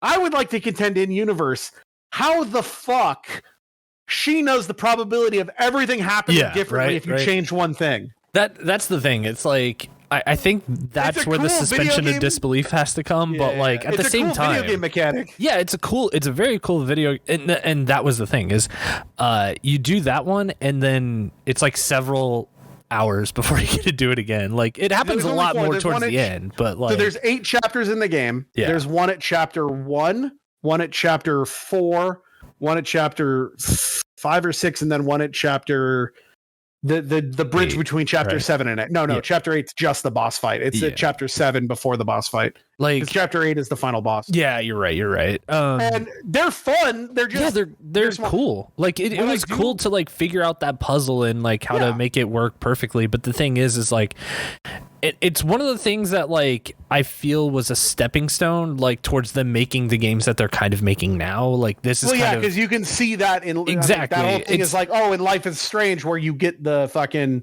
remix power, right? But and then they made 3 more Life is Strange games that didn't fucking have that. Right, like, that was the only reason anyone gave a shit about your game. I think that's the one thing is that I really playing through this game just made me want something more of this universe where they can use that like mechanic and stuff, but just not in the way that it was presented in this game, I guess. I 100% agree. I will, if we can really quickly take a side note, I do like that a large chunk of the trophies are all based on these remixes. Now that does mean that there's some missable things, because like, so there's a trophy for doing each one, which is like story content. There's a side trophy for each one about doing like a funny thing that isn't actually the what's it called? What the outcome you wanted to. Like on this Olga one, you can remix it where he sits up and talks to her and feels better, and you get a trophy for that, but it's not what you want. There's a trophy for finding memory bugs in each one, which is a memory bug is that you do a sequence of events where the people remembering the thing dies. And that can happen because how could you remember your own death? Right. And then there's a trophy for in every single one. There's all these, different things that you can interact with. There's one for interacting with each thing at least once. So what you do is, or at least what I did for trophies, is every time that I got to one of these sequences, the first thing I would do is I would start at the beginning and I would scrub through. And every time there was one to touch, I would touch it. Then I would scrub back to cancel it so that it didn't go through. And then go through, and it was just an easy way. But I liked the finding the memory bugs, and I liked the side like funny ones, because it was just like, oh, it's good. You put some of your trophies into this. This is the best mode of your game. Yeah, totally. Anyway, so at the end of that memory sequence, you basically make Olga think that they killed her husband, so she becomes an heiress and she joins your side. My only complaint with that was when they introduced her character and they're like, oh yeah, now we got her on our side. I was like, all right, we're gonna see her again, right? Once, right? Yep. One time, right at the end. It's like, oh, great, cool, like whatever. Also, like, here's another thought of like the story of this game. What happens if she gets a call from the hospital saying, "Hey, your husband's better"? Because her husband's not dead. Yeah. Oh fuck, you're right. Like that's the thing. It's like, again, I don't know. Like I really wasn't sold on a lot of the writing in this game, and it's like I think they've got a lot of cool ideas. It's just that they never, saw them through. I'm not staking my name on fucking Remember Me, and I'm definitely not saying it's a good game. Yeah. But I am saying it's like it had some parts that are like, I'm glad I played it. Yeah. Right. I think I am glad I played it because it was something that like I looked at a long time ago, and I'm kind of glad that I went back and like went through it. But like, man, it's just a little rough on the edges. Really, really rough on the edges, I guess. But so after Olga becomes your friend, she takes you up and she brings you to Saint Michel, which is like the rich people part of Neo Paris, right? Yeah. And your job there is to find another heiress named Bad Request. Yeah. And this is where they introduce another mechanic they use a bunch, which is that she can take memories from people. Yes. She can steal memories. Bad Request has gone through and staked out like the path for you to get to where you need to go. And he's like, you can take the memory from my head, and then you'll be able to look at my memories and know which way to go. And the way they do that is they put these like spots on the ground called remembrains, where if you push them, you see what he did, and you see like the path to take to get around like these robots, or the path to take to not step on a landmine later in the game. Or with someone's like putting in a code, you can see them putting in the code and synchronize by like pressing the circle button a bunch and being able to know the code to put it in yourself. So it's a nice way to guide you through levels. It's kind of cool. That's level 2. That level is all about just getting through. You meet some memory cops, you fight them, you fight some fucking Morlocks, and at the end you have to fight Kid Christmas. Yeah. Who is Kid Christmas is an ex-memory hunter who became a death battle internet sensation where you can subscribe to his internet feed to watch him fight people to the death. That fight was boring. There's the mechanics of that fight. It's a 3-tier. I will say I like this. I appreciate this that they do in their boss fights. And having played this on hard, their checkpoints are massively close together. And when you're fighting a boss, all the bosses, with the exception of one of the bosses doesn't do this, but with the exception of that one, I can't remember which one, but all of the bosses have a multi-tiered health bar, and every time you bring down a section, it goes to the next phase, it checkpoints you. Yeah, and I really like that, but the only boss I had trouble with was Kid Christmas. And that was simply just because he has that gimmick of like, you can't really do anything to him until you kind of like clear everything else out. I thought that too, and that's not true. There's actually a different way. So we'll go over the boss fight. The boss fight is the first phase is he rushes at you and tries to punch you, and you just have to dodge out of the way. Which, getting into mechanics a little bit, at least on hard mode, was very annoying because this game is missing one important thing: a fucking lock-on button. Yes. Oh my God. Thank you so much, because that drove me nuts. There are too many times in this game where it's like, oh, you have to kill this thing first. And if you don't do that, you're not going to do anything to them. And it's just like, okay, give me a lock on, because it's, especially when you're on like mouse and keyboard, because I don't know if it was easier for you with joysticks to like focus on certain dudes, because it will definitely direct your focus to a certain person, but it never would do that like very well for me on a mouse. We need to take it for this conversation. We need to take a quick detour from story and talk about gameplay. The way that this game's combat works is very simple. You unlock as you go on, but you have like 4 different combos of. The only buttons that are combat are X is a square and triangle. The thing is, you can't just do whatever you want. You can only do 4 preset combos, which you can slot in these things called press-ins, which are like power-ups. You can either do power press-ins regen pressings, cooldown pressings, or chain pressings. And the idea is like, if I slot a red power pressing into this combo, when I press the square part of this combo, it'll do more damage. Or if I put in the orange one, it'll give me back some health. If I put in the purple one, it'll make my ultimates, not ultimates, but my super moves. You have some super moves. Their cooldown will go down, and the chain ones will just help fill in the blanks and give you more power for the ones that you're unlocking. The problem is that like they'll throw 6 dudes at you, and it's like, okay, I need to fight this guy first because he's got a thing that's stopping me from fighting the other ones. So let me try to do my combo, and I'll look at him, and it'll magnet me to another guy. Yep. Because there's no way to pick who you want to go to. You just have to try to get lucky. The other fucking part of why that's annoying of the combos is because you only do damage if like the combos are square, square, square, triangle, square, square, triangle, square, square, triangle, triangle, square, triangle, triangle, or triangle, triangle, triangle, square, square, square, square, triangle. Yeah. Which I did them enough times because of trophies that they're burned into my brain. The problem with that is that all the time, at least on hard mode, when you're fighting 8 guys and trying to do like a 6-hit combo, in the middle of it, 3 dudes will attack you, and you need to press X to do a dodge like in Batman. And the minute you land, you're like, okay, you can continue your combo. But no, you can't. It just decided to restart your combo for you sometimes. Yeah. And so you can't do anything. The combo system fucking sucks. Yeah, it's a cute idea. Like, I love the idea that you can like customize how it plays out, like in the sense of like, oh well, I'm gonna hit you with my first 3 and that's gonna heal me, and then it's gonna switch into like cooldown reduction and then the big hit at the very end or something. I like that. I think that's a really cool way to like make it a little bit more unique.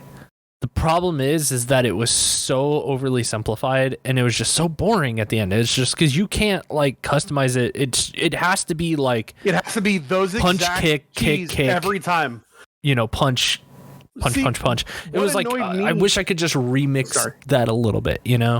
What annoyed me more than anything is like, I didn't have a problem with that. That was boring, but whatever. I'm used to it. It's video games. What I had a problem with was how fucking often they would try to break up your combo, because these guys at any point, you're never fighting one person. You're always fighting like 6 people. And so I'll do, square, triangle, triangle, triangle of the 8-hit combo. And immediately I know that because of the timing, someone is going to try to hit me.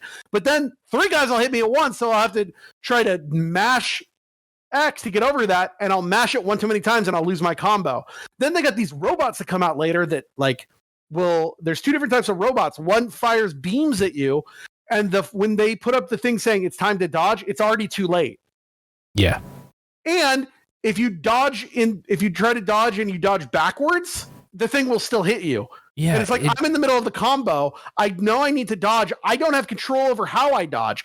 Then they do another type of robot that just jumps up and lands in a place, and you cannot be there when it lands, or else it'll do a bunch of damage. And then it'll make a bigger fucking circle where it'll do a pulse, and you need to get out of that. So it's like, there's a trophy to do 40 8-hit combos. So I need to use the 8-hit combo as much as I can. At the same time that I'm trying to do this 8-hit combo, which is, you can't just mash. You have to hit the next button when you land the first hit, or else it'll restart the combo. Yeah. So, and the timing sucks. While I'm trying to do this very precise combo, I am having to dodge 3 to 4 other people, plus this robot, plus I can't stand on the ground, plus they got an enemy where if I hit them before I do this other thing, I take damage. I was going to say, or you're just losing life when you hit them, because that's fun in video games. Like, so there's this type of enemy that has a shield, and it's like the only way to kill them is to use this one of your power. You have a power bar. When you hit guys, you get energy, and you can spend it on one of 5, like, they're called S-pressants, but they're basically supers. One is to go invisible and auto kill one person from behind. That's the only way to kill them without taking damage. The problem is that the only way to get the fucking the juice, the energy, the meter, is to hit people. And then they'll send 3 of those guys at once. It's like, well, I can't hit them, so I have to hit them, take damage, and then I hit them with a combo that gives me health back, but it's never the same amount. So I'm always losing it. And if I miss my combo, I'm losing it. Plus, they do an attack where they just hit you with this thing in the brain, and they put a 2-minute cooldown on the thing. And it's stupid. Like, because here's the thing, your combo that you will build in the game basically just comes down to you're using the things to heal you and the things to reduce your cooldown, and that's it. You don't use the any of the other stuff. You never get to use the power ones that actually do damage, because you're constantly having to get health back or reduce your cooldown, because it's the only way to actually kill. Like, those robots, well, you can shoot them. On top of that, they don't even give you that power till the end of the game. We haven't gone over yet, but at the end of this fight that we're talking about with Kid Christmas, you also get one other thing, which is a gun. But like, the robot is really only good at the gun, but if you shoot the robot with the gun too much, they put up a shield and they don't allow you to shoot them anymore. Yeah. There's just so many things of like, you can't do that yet. You can't do that yet. And it's like, you're never really allowed to like, every fight is a puzzle, and the puzzle is fuck you. And if you die, sure. Here's the thing. So like, you'll be fighting 3 of those dudes with shields where you need bar to kill them. And you'll have this bar, and then you'll just get caught in them spamming an attack where you can't get out in time, and you just get butt fucked to death, because it's like, I know I need to dodge, but they won't let me dodge. So let me say they kill you, right? They kill you. Sure. The what's it called? The checkpoint is like of 2 seconds ago, but they take all your meter away. Yeah, they take your fucking meter away, which is so fucking stupid. Like, the systems are neat. Like, they have really good ideas, but the problem is that they're not fleshed out for like oh my god, how am I trying to phrase this? They're not fleshed out far enough that they have considered all the options. Like, it's always that option of like, well, okay, we got to make a stronger enemy. Okay, well, what do we do? Well, every time you hit them, you lose life. Okay, well, how do we make that not like, it's overly disadvantageous for the... How do you make that fun? And the question is, yes, the answer is they didn't. Because it's just every time you get another piece to like overcome that hurdle, they just make it a little bit harder, and it just like, it's like, well, this isn't fun. Like, it's just always a slog and a pain in the ass to get over this hurdle. Like, even when they gave you the power to one-shot the dudes, because I was like, okay, I get it. Like, these enemies, I lose health. That means I need to be using the combo to gain health while I'm attacking them. Got it. But the thing is you lose more health than you gain no matter what. So it's like, okay, well, this isn't fun because I'm still ending this fight at 0 health. So if I get tagged by one thing, I'm dead. The nice thing is that you can't die by hitting them. Like, right. Unless you hit them with your fucking gun, because the gun will ricochet back at you. But the punches, you can always get yourself to a sliver of health. And I did find that, I think it was the 6-hit or 8-hit combo. If you loaded that all with regen, it did like level out. But the thing is, at the same time, you can't ever get those combos because the longer a combo goes, the better like the end ones do. So like at the end of a 6-hit combo, you're getting more health back than you would with a 3-hit combo.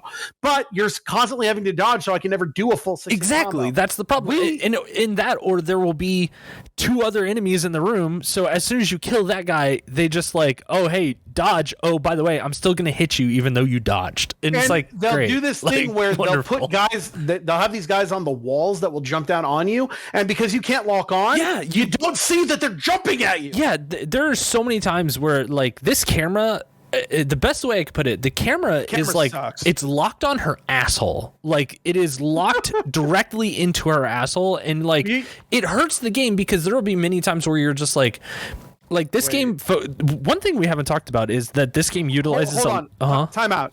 No, it's not. Yeah, it is. No, it's not. That camera, the problem I had with it is that it kept moving when it shouldn't. Really? Because the thing was, is like, I had like more trouble with it. Well, except for in fights. In fights, it would move kind of just wherever, because it's like I'm trying to direct like a punch at one thing and then it'll move to another guy. But when you're like going through the world, most of this game, it's I wouldn't call it so much of a platformer, but it's kind of like Mirror's Edge. Like, it's a parkour platformer. But I think it's fun. This must have been something that's different between PC and PS3 then, because I never had a problem with the camera when I was jumping. Oh my God, I did. There were so many times I would walk and get up on a platform, and it's like this game uses that whole like feature, like you'll see it in Horizon or other games that use like lights or colors. Yeah. Like this game is orange. It'll use like a lot of orange. There's always 2 orange like you have a heads-up display, which is like, hey, you know, you're in Neo Paris, so like when you're walking through, there's a lot of like, oh, signs will come up and things will come up and whatever. And whenever you're in a platforming section, wherever the next platform is, there'll be like 2 little orange arrows getting you to it. I never had a problem with that. There would be so many times where I'd be standing there and I'm looking around and I'm like, where the fuck do I jump next? And it's always because the camera was locked in on her fucking ass that I was just like, like I would have to move and it's like, I had to move my hand ridiculously far to move it up and see this thing. And I'm like, oh, what the hell? What? It's barely in the camera's range. If I could have pulled the camera back a little bit just done something, it would have been better. But yeah, it just didn't work. I'm not saying I don't believe you, but I'm also saying I didn't have that problem.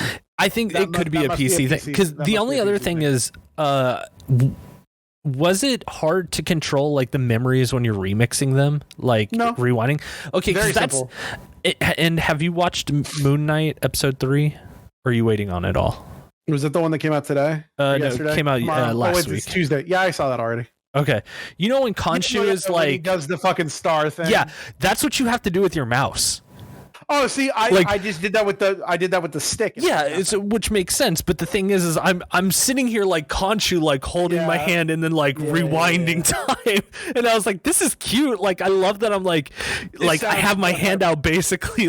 It's like I'm playing a fucking Wii game.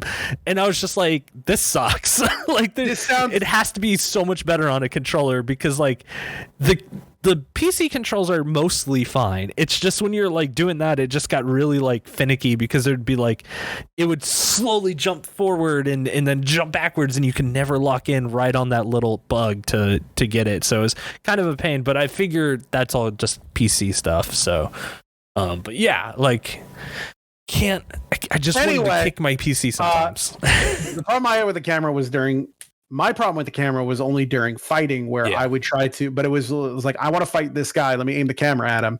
And then it wouldn't let me, and it would decide to go somewhere else. And then the camera, it was like, fuck this.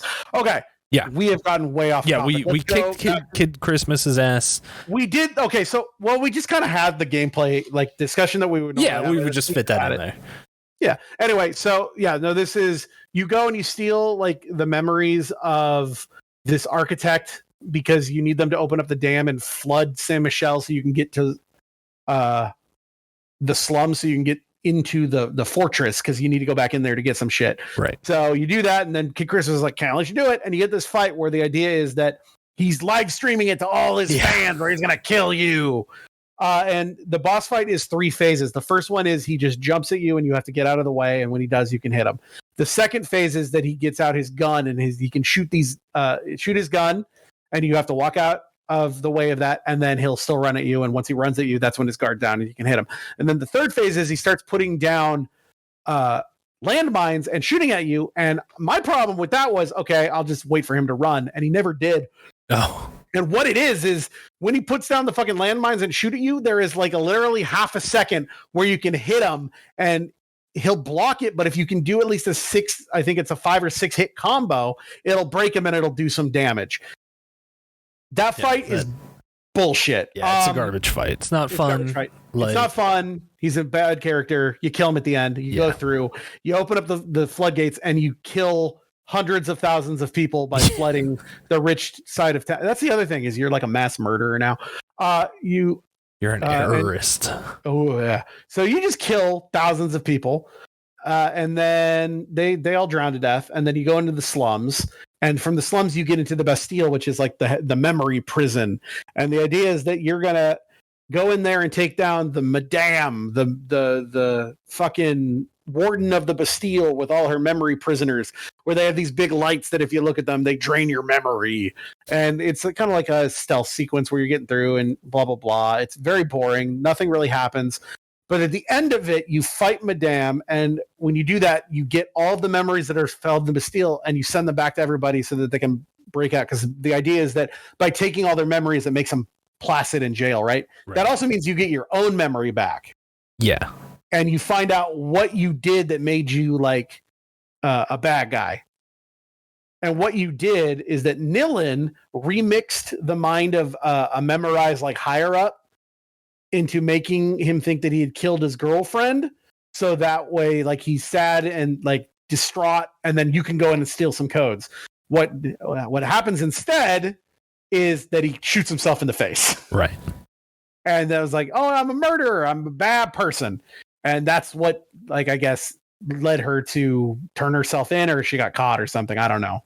They don't really explain it. And this is again like it's just the writing, but it's kind of a lot of this game is there's just like, oh yeah, it's a cool like little plot point that you put in there, but you didn't expound upon it in any way to make it meaningful. Yeah, it's like I get it. Nilin didn't want to remember that she like the whole plot, like the whole meta plot of this game is the idea it's like memories make us who we are, and even the bad ones are important because if you got rid of all the bad memories and just had the good, are you really you? And it's like that's a cool idea. It's a cool idea. But the thing is, it's like this is like a 7th grader's like, you know, what if I remembered that I was the bad one? And so it's Nilin's like, oh, I must have taken that out of me and put it in here, and that was bad. And it's like, cool. What's that mean for the story? Yeah, because I don't know. It's like I said earlier, and this is something that I've faced myself in game design. It is something that you think of something that's really cool, and you're like, yes, this one thing fucking rules. I love this. And you tell other people and they're like, hey, that's really cool. But the thing is that sometimes those things have to serve something better or something greater in scope. And when you try to focus in on just this one little tiny thing that was really cool, you get that. And once you have to flesh out things around it, you start to realize like, oh, this isn't enough. And I feel like that's my problem with the story of this game, and why I wasn't too big in it is just because it's really cool. This idea rules, but the problem is that there is nothing else around it to support it, and you're just kind of like throwing out ideas to be like, oh yeah, it's because this, and it's like, well, why, like that, where it's she turned herself in or did something, she got caught. It's like, well, could you fill that in, because that does give the character just a little bit more, and you're not doing that. So it's like, I don't know. You want to fill the character in more. Let me continue the story because we're about to get some shit going on. But it's just give it more to the world. I get. Yeah. Okay. You and I we're saying the same thing. Yeah, I know. Okay, so whatever. You're like, oh, I'm a bad guy, but Edge calls you. He's like, oh no, we got to keep going. Can't stop now. Here's the next thing. You got to go to the CEO of Memorize, who is trying to do a project. You find out that they're taking those Morlock, memory vampires, and they're putting computers on their head to make them servants. Yeah. And so you need to go and make her remix her brain to make her think it's a bad idea to enslave people, which is an insane sentence to say out loud. Yeah. But whatever. So you go through the level. I'm skipping what actually happens in the levels because the levels don't matter. Yeah, they're just you walk forward and that's it. This game is the epitome of the PS3 version of do a section where you're walking down a hall, get to an area with fight a bunch of people. Go to another section where you jump, get to an open world where you fight some people. Yep. As me doing the platinum, it was a lot of looking for collectibles as I was doing that elongated the game, but that's all it is. It's the same thing in any game that we've ever taught. A lot of these PS3 games, like Alice was like that. It's like God of War was one of the biggest ones that's like that. All these games are the same in that it's video game logic. You walk down a hallway, you get to a room, you fight guys. You walk down a hallway, you get to a room, you fight guys. It's not. Yeah, it's heavy linear. It's so linear. Oh my god. Okay, so you get to the end of this is the 5th level, and you remix Celia Cartier-Wells to find out what it is that made her a bad guy, and it's a car crash that her daughter was in, where her daughter was being a little shit and took off her seatbelt while she was on a call and made her look back to say, "Put your fucking seatbelt on," and they got in a car accident and it tore her leg off. And guess what? The little daughter is you. Yep. Nilin is Celia Cartier-Wells, and who's the Charles Cartier-Wells, the two creators of them. You're their daughter, and you. Yep. I think this was the point where I just I just checked out. I was just this jump in logic of this game that they don't I'll bring it up more at the end because I don't want to say things from the end of the game. There is no logical jump from you are the daughter of the two what you thought were the main antagonists to I'm an elite memory terrorist. Yeah. They don't ever explain what makes her jump from my mom and dad run the biggest company in the world and I'm technically the richest person on earth to I'm a memory terrorist. She has no motivation to jump to the errorist side. They never explain that. Anyway, what were you going to say? Well, it's just like, I mean, no, there is no reason for her to. No. Guy. I'm totally agreeing with you. It's just like I had a point and I completely lost it. It was, I don't know. It's just that's kind of what this game does. It just gives you morsels and doesn't fill in anything. You fucking remix her memory. Oh. You remix your mom's memory to make her think that it was her fault that she got in an accident. So basically, you're a shit little kid whose dumb bullshit made your mom lose her leg and made her like a very like mean person. Somehow that makes her a very mean and cold person that like I don't was being a 5-year-old, which though it's again another leap in logic. She's got the crashed car that she lost her leg in her office so that she can always remember the worst day of her life. But not only that, but like in that scene, like the first time you have to watch it through, she turns to a daughter and it's like, "This is your fault, bitch." Yeah, and it's like, fuck you. Never ever is a parent ever gonna say, if your parent does that to you, you have full right to shoot them in the back of the head. Like, no, well, you can't shoot people in the back of the head. You can be mad at your parents and not want to talk to them anymore. Like, that you have full right to never talk to them. We, as this podcast, are not saying that it is okay to murder your parents. In a video game, you have every right to take their memory and proverbially memory shoot them in the back of the head. But also, it's here, like, you're a little kid, but it's like, this little kid, believe that. That's so fucking shit. That was so good. Yeah, I literally looked at her daughter while her leg is bleeding. Was like, "You did this to me." Yeah, I was like, that never, like, in that moment, you'd be like, "Are you okay? Don't worry about me. Like, I want to make sure my kids are like." How self-centered? Like, fuck her. Like, she deserved to lose her fucking leg. I was in a car crash. I was in a car crash with my dad once. Oh no. Well, it was hopefully nothing too bad. It was no other cars were involved. They used to live up on a hill. And it was snowing once, and I was up there with them, but I'd gotten snowed in the night before, so I just spent the night there. Uh-huh. And the next day, it was like, "There's still a lot of snow. We should probably just stay." And my dad was like, "No, we gotta go. We got, you have patience. Let's not do this." And I told my dad, I was like, "We should not go. This is a bad idea." And he went, "No, we'll go in my Porsche. Those are made in Germany. Those are fine for snow." Oh no, not a good idea. Yeah. Anyway, he lost control. We slid off the side of the road and into a tree. Oh wow. And I do remember it was just like he got banged up. I got real banged up. But even like my dad, who 100%, it was all his fault.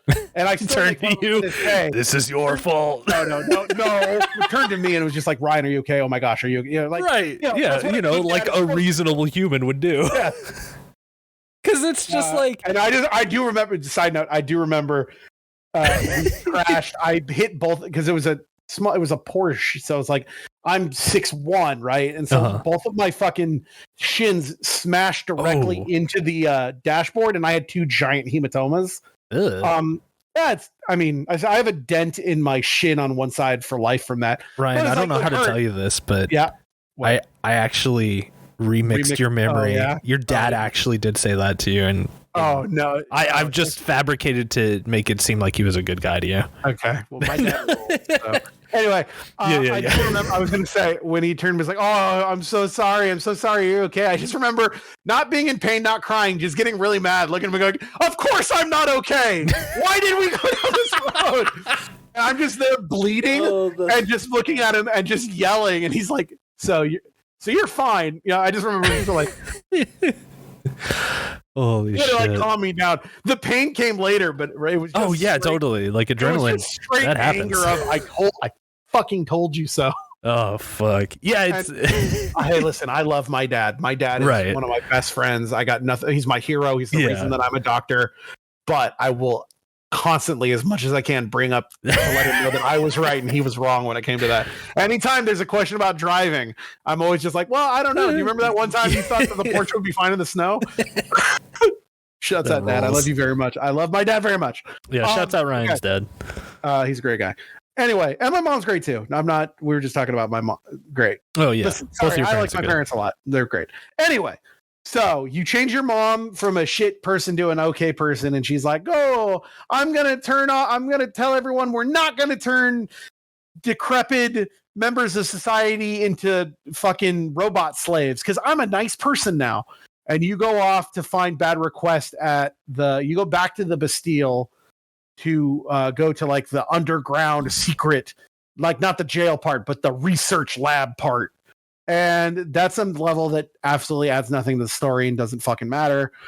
There's some fight against some guy named Johnny Greenteeth, and Bad Request dies, and I don't really think there's anything in that level that actually matters to the story. So when Bad Request dies, that kind of pissed me off because like your escape is to it's the same way you escape in like the first level is you jump in like one of these coffin things. Oh yeah. And she like no hesitation just to leave the dude whenever she was like, oh man, he's dead. And then he jumps up and helps you win. And it's like, well, he might not still be dead. You might still have a chance. And she's like, no, peace out, man. You're burning with this tower. Like, oh no, he straight dies. Bad Request dies. Because that's the thing. She like he dies twice basically because like he dies and she's like, oh, you killed him and he wasn't dead. So like my logic extended to, oh, he might not still be dead. He only got thrown. You like go pick him up because they straight up show you he like does like the whole and like fall like does it? I didn't get that. Yeah. Oh, okay. I must not have paid enough attention because that was thing is like I don't fault you for not paying enough. Yeah, or at least there you got enough room and you got enough time. Grab his body and give him a proper burial. The motherfucker saved your life. Like, yeah, she literally looked back, gave him the deuces, and said, "Good luck, brother." Like I was like, "Come on, man! Like don't." Okay, so then you get to the last part of this game. Oh, you know what? This part, quick shout out. This part in the last part has also the only puzzles in this game that aren't those memory things. There's this guy that you're following the whole time that's like one of the chief of staff or like the main guard. It's like Clive or something. Something like that. He's got a stupid name. Yeah. You fucking steal his memories to get the code to get in, which here is a leap of logic that doesn't make sense. I've stolen this man's memories. I know everything he knows, but I can't remember the code. Just the riddle he told himself about finding the numbers to the code. Yeah. Like stupid. Every time they did that, I was just like, why are we doing this now? Like, it's again, and I say this in other games. It's just like, why are we throwing in puzzles for no reason? Like, I had one other thing I wanted to bring up because I wrote something down here. I had notes. There's a line that you tell him when he's like he's in like a copter and he's like shooting at you before this. That's the dumbest line written in this game. Of no reason. Nilin says, Little Red Riding Hood's got a basket full of kick-ass. Oh, it's because like through the whole fight, he's just like, what, going to grandma's house? Like he just keeps like stupid. I get it. I just mean it's like, what? Why is that the answer? I've got a basket full of I don't know. It was again like I think they had a lot of cool ideas for a cool like, oh, we're gonna do this cool shot, and she's gonna say the badass line, and it's like, okay, but like, what does that serve? Like, it was so pointless. I also have a line here. I have a note here next to that you can like sell your memories. That just says "share your dicks." I don't know what that means. My handwriting is not the best. You know, like memory of all the dicks that you've seen in your life. I don't know. Share them. I showed you my memory. Suck. Please respond. Oh, that's right. There's somebody that basically says the line, "I'll suck your dick for a memory." They don't say that exactly, but like when I was talking about the people like begging for memories, on the streets. There was one dude, there's junkie. It says "junkies for memories" next to it. My handwriting's bad. Suck your memory. There is a guy that's just like, "Please, I'll do anything to feel." And my first thought was, "Oh, this guy's sucking dick for memories." Oh yeah. I remember anyway, that's like in the second or third stage when you're going through the second part. Yeah. Anyway, so what I was saying about him is that what is so stupid is you get to this part where you need like a 4-digit code, and it's like 0 out of 9, and instead of just remembering, oh yes, my code. What's my code again? Oh, it's I don't remember what the code actually was. It was like 2018 or something like that. Instead, he remembers my second is my last, and my third loves to tap dance like a spider. He's just all these really bad clues to get you the numbers that you want. That's why one of them's 8. Yeah. Oh, I remember what it is. It was 2058 because it was my first is my second.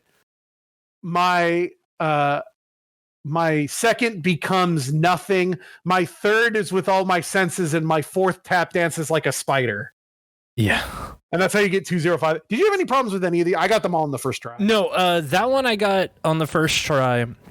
And honestly, I was like, hey, this is a clever little puzzle.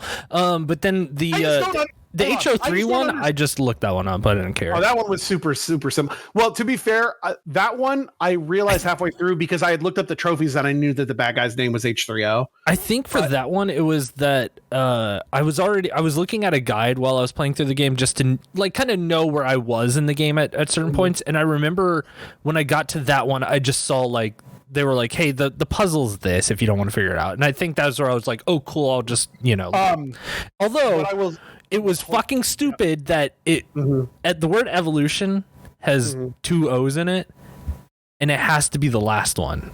And I was just, it's like, whatever, it's stupid. Like, I hated that. Hold on, let me explain to the people at home. So the first puzzle, this is in like one of these last 2 puzzles are in chapter 7. The first couple puzzles I think were in chapter 5.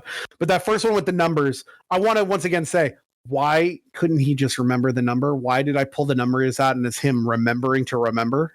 Okay. Okay. The second part is, so you get to this door that's got the words. It's like the memorizes like catchphrase is like humanity evolved or something like that. Yeah. And memorize, the E is a 3, of course. And so he needs to remember how to get in. And it was just like, my error must be brought down. So it's like all the numbers, I'm sorry, all the letters in memorize humanitas evolved or whatever or evolution can move up and down. So it's like, oh, I need to find the error, which is the 3, and move it down. And it's like my start must be uplifted, so you have to move the H up. And then there's I don't remember why the something in evolution must be brought down, and so you move H3O and that opens the door. Yeah. That leads to another puzzle where it's like the father must love the daughter but neglect, and which is like the dumbest puzzle because they just tell you like, oh hey, this is the solution, just move them into this pattern, and it's just like there isn't a puzzle here. This is just telling me what to do. There's like 6 parts to these 3 dials that is like a father, a mother, and a daughter, and it's you, your mom, and your dad, and you have to make them like look specific directions to make them line up. It looks like one of those like affection charts that you would see in like a slice of life manga. It's like this character loves this character but hates this character but is cool with that character. Is like that.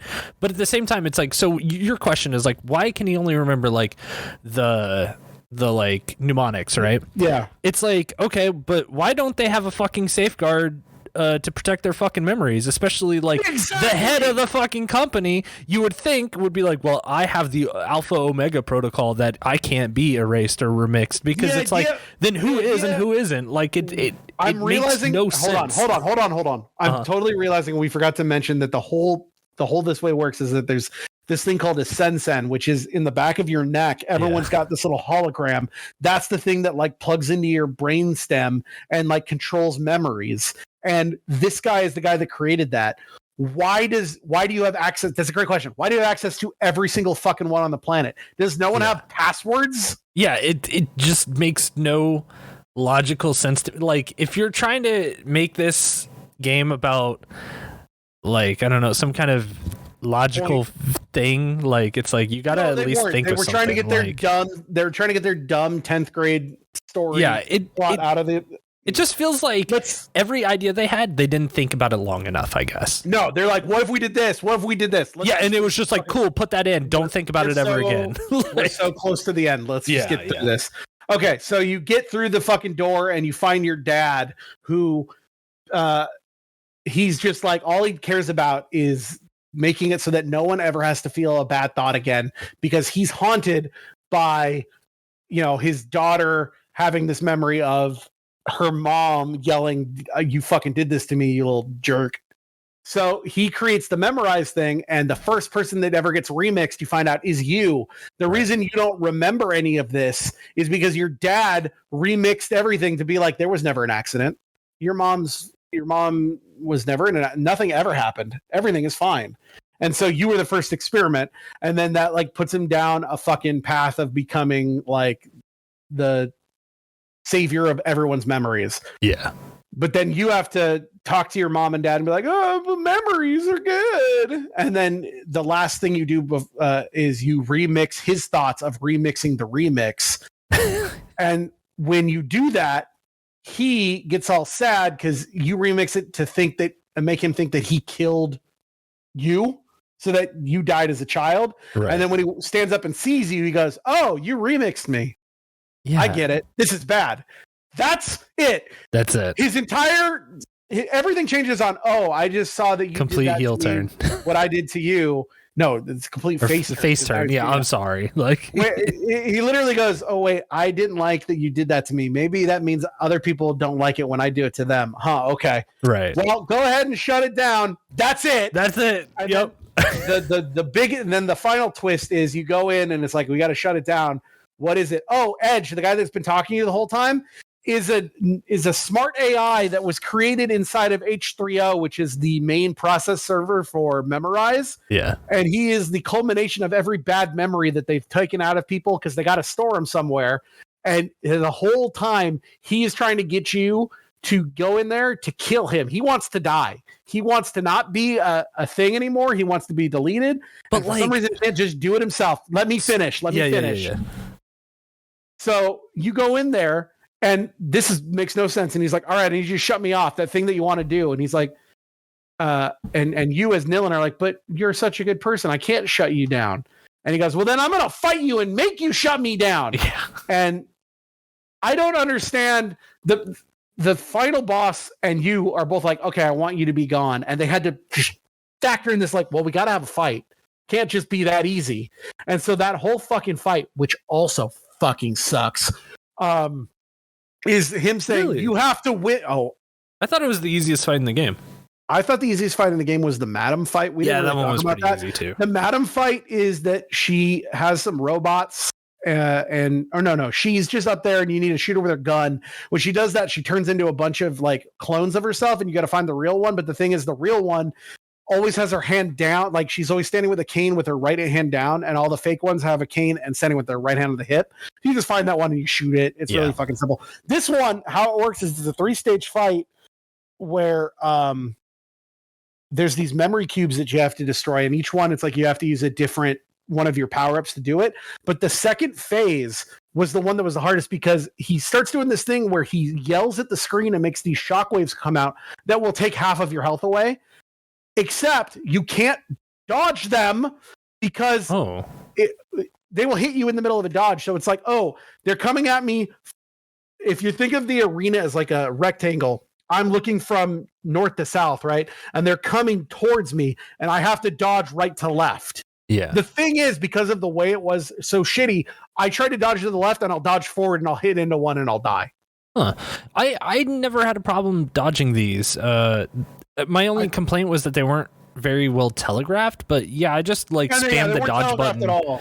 Like anytime I knew that, because you would know when that move was coming, but you didn't know in which particular pattern it would come out. And as soon as I saw him moving for the formation, I would just start spamming dodge, and I think I got hit like maybe once from it. I would spam dodge, and I would get hit in the middle of dodges. But I think once again, this is probably playing on that shitty controller. Yeah. Anyway, doesn't matter. You blow it up, and then you turn off Sensen, and everyone's got to be a family again, and it's like, I love my parents. The end. This game sucks shit. Yeah, like, okay, so the whole point of this game, right, was to show your father that, like, hey, sometimes you have to feel your bad memories and like you get through them. Like, you know, it's about, that's living, you know, that's that. And then you have to kill the bad thing that's like, I don't want to feel the memories anymore. It's like, I want to die because of them. And it's like, well, he is the memories. The memories don't want to be memories. Yeah, but like, it seems counterintuitive to your like plot of like, oh yeah, you got to feel things sometime. It's okay, man. And he's like, no, I want to die. Like, please kill me. It's just like, what? I think your leap in logic doesn't make sense, and I think it makes sense because the idea is that they're saying when you take that much bad memories together and mash them into one server, even they don't want to, like, but they like, he did good things. Well, I mean, let me finish. Let me finish. Yeah. People need to feel their bad memories and not hide them, because when you hide them, they turn into a colossal rage monster that threatens all of Neo Paris. You know what? That's a better way of putting it. I'm so glad that you could explain that better than the game for me. Because if it was a person who wants to die, that makes sense. But it's literally a computer. It's a computer. I'm a computer program made of every terrible memory that the entirety of. I'm a computer. Stop all the memory downloading. Fuck off. All right. It's a bad game. I want to talk about the trophies that make this game even worse. Yeah. Playing this game on hard was a fucking nightmare. Trying to do all these other trophies so I didn't have to play the game again also made this hard. Like some of these trophies I had to wait and get afterwards, but there's a trophy for beating Kid Christmas under 5 minutes without dying. Impossible on hard. At least when I was done, I had all my... So you have power-ups, or you have collectibles. There's 135 collectibles in this game. Most of them are these bugs that give you currency to buy more combos, or just basically data logs. But there's also... You can find stat patches, and I think they're called like focus boosts, and every time you collect 5 of those, you either get another bar of health or another bar of meter. Right. And what's nice is when you're done, you can go back and you have more health and more meter. But a lot of these fucking trophies just suck shit, like performing 48 hit combos. You cannot do that on anything but hard, because if you do that on easy, they just fucking die before you hit 8. So you have to do it on hard, and trying to do an 8-hit combo on hard when 6 dudes are all trying to hit you at once sucks shit. There's a trophy. What was another fucking trophy I really fucking hated? One of your what's it called? Espressons, the power-ups is called Rust and Peace, where you can control a robot and make it attack before it explodes. There's one to kill 20 human enemies with the robots. The robots, at least on hard, do such shit damage that it's like by the end of that game, I think using that power on every robot in the game, I had only killed 3 humans. So I had to go back and once again grind that on easy. Yeah, I was going to say, like, I felt like the robots were just too far and few between to even make that power, like, useful. Yeah, it's only good at that one time. One of the most annoying ones in the game was called Fuzzy Logic. Hit 5 enemies at once with a Logic Bomb. Logic Bomb is another Espresson where you basically put a bomb on a guy and then it explodes in a radius. But you have to hit 5 at once with one of those after they've been stunned with another power called Sensen DOS, which is basically like a stun. So you have to get 5 people in the same area, stun them, then have enough meter to immediately put a Logic Bomb on one of them and hit 5 people. The problem is they don't like to stand together already. So you have to walk around an arena to get 5 people next to each other. And they have to be 5 people that can be knocked out, because some of the people, like the people with the shields, can't be knocked out. Right. So you need that. Then you need to do the DOS. When you do the DOS, it knocks them back slightly. So what can happen is that you'll have everything fine and you'll do the DOS and it'll still fuck things up. Then you got to put the Logic Bomb on and hope it hits 5 people. That trophy sucks shit. There was one to dodge 5 times in a row from one of the big Nosferatu dudes will charge at you, and you have to dodge his charge 5 times in a row. But because you can only dodge right or left without getting hit, I kept doing it against this one guy where on the 4th one, I would dodge to the right, but the game would send me backwards anyway, and I'd get fucking hit. Make 50 of the little Nosferatus that are up on the walls fall off the walls. You just have to keep shooting with your gun. That got kind of annoying because the only time the game has a lock-on is when you're using your gun. And what happened is I'll use my lock-on on my gun, and then I'll shoot the guy, and there's such a wind-up on the lock-on and shoot gun timer that by the time I had shot him once and you need to shoot him 3 times and knock him off, someone is already attacking again on hard. Yeah. Fuck that trophy. There was another trigger 2 Logic Bombs in less than 15 seconds. Very fucking annoying. So you have to put those cooldown presents in your 8-hit combo. And if you can do an 8-hit combo with all the cooldowns, the 180-second timer will just go away. You'll be able to basically do those. So what you have to do is get 2 bars of meter, put a Logic Bomb on somebody, and then do an 8-hit combo within the next 15 seconds and put another Logic Bomb on somebody. But because they fucking throw so many people at you that you don't have time to do an 8-hit combo. I kept getting hit in the middle of like the 6-second combo, and it wasn't enough time that it would be more than 15 seconds. Fuck that one. There was a trophy for... Those were the annoying ones. And there's like beat 400 enemies. There are not 400 enemies in the game. No. Now, the nice thing is that if you die in the middle of like fighting somebody and you respawn, it still counts. Oh, okay. There's still nowhere near 400 people. Yeah, that's... So I got that one randomly when I was grinding some other shit at the end. I would say it's that, or you got to do it like in that area where like it just keeps spawning enemies because you have to kill like 2 things that are tied to it. this one beat a mourner without beating its supporting kind kicks. There's this enemy called a mourner, which is a big gangly Nosferatu that will leap around the arena and teleport, and you can't hit it unless you do that DOS attack to stun it.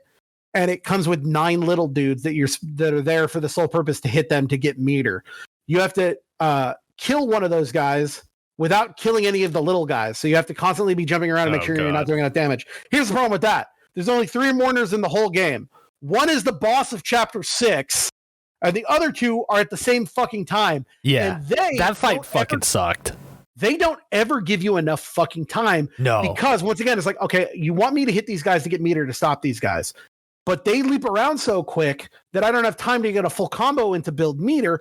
And their like little exclamation point to dodge does not come up until they're already hitting you. So it's too late. So fuck that trophy. I actually have a sticking point about that fight, because when I was doing it, fight or the 2 against 1, the 2 against me, like the last one.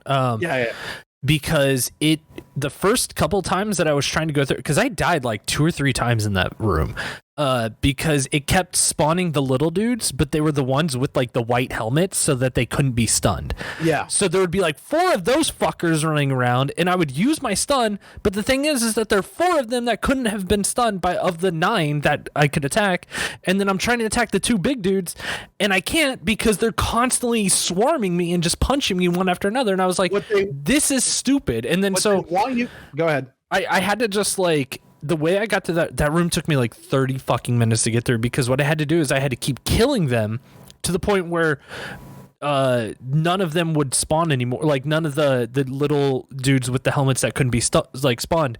And I got lucky on one of the resets when I died, and only one of them spawned. And I was like, I can deal with 1. But when it was 4 of them in the room, I was like, this is stupid. And why did they do this? So what that game wants you to do against those guys is they want you to do the DOS immediately to what's called Sense and Fury, which is the other power, where that is just which is what I did. Do increased damage. The thing is, you can only hit square or triangle, and you don't have to do combos. You can just mash on them. But the thing is, what they want you to do is they want you to DOS, then Fury the big guy.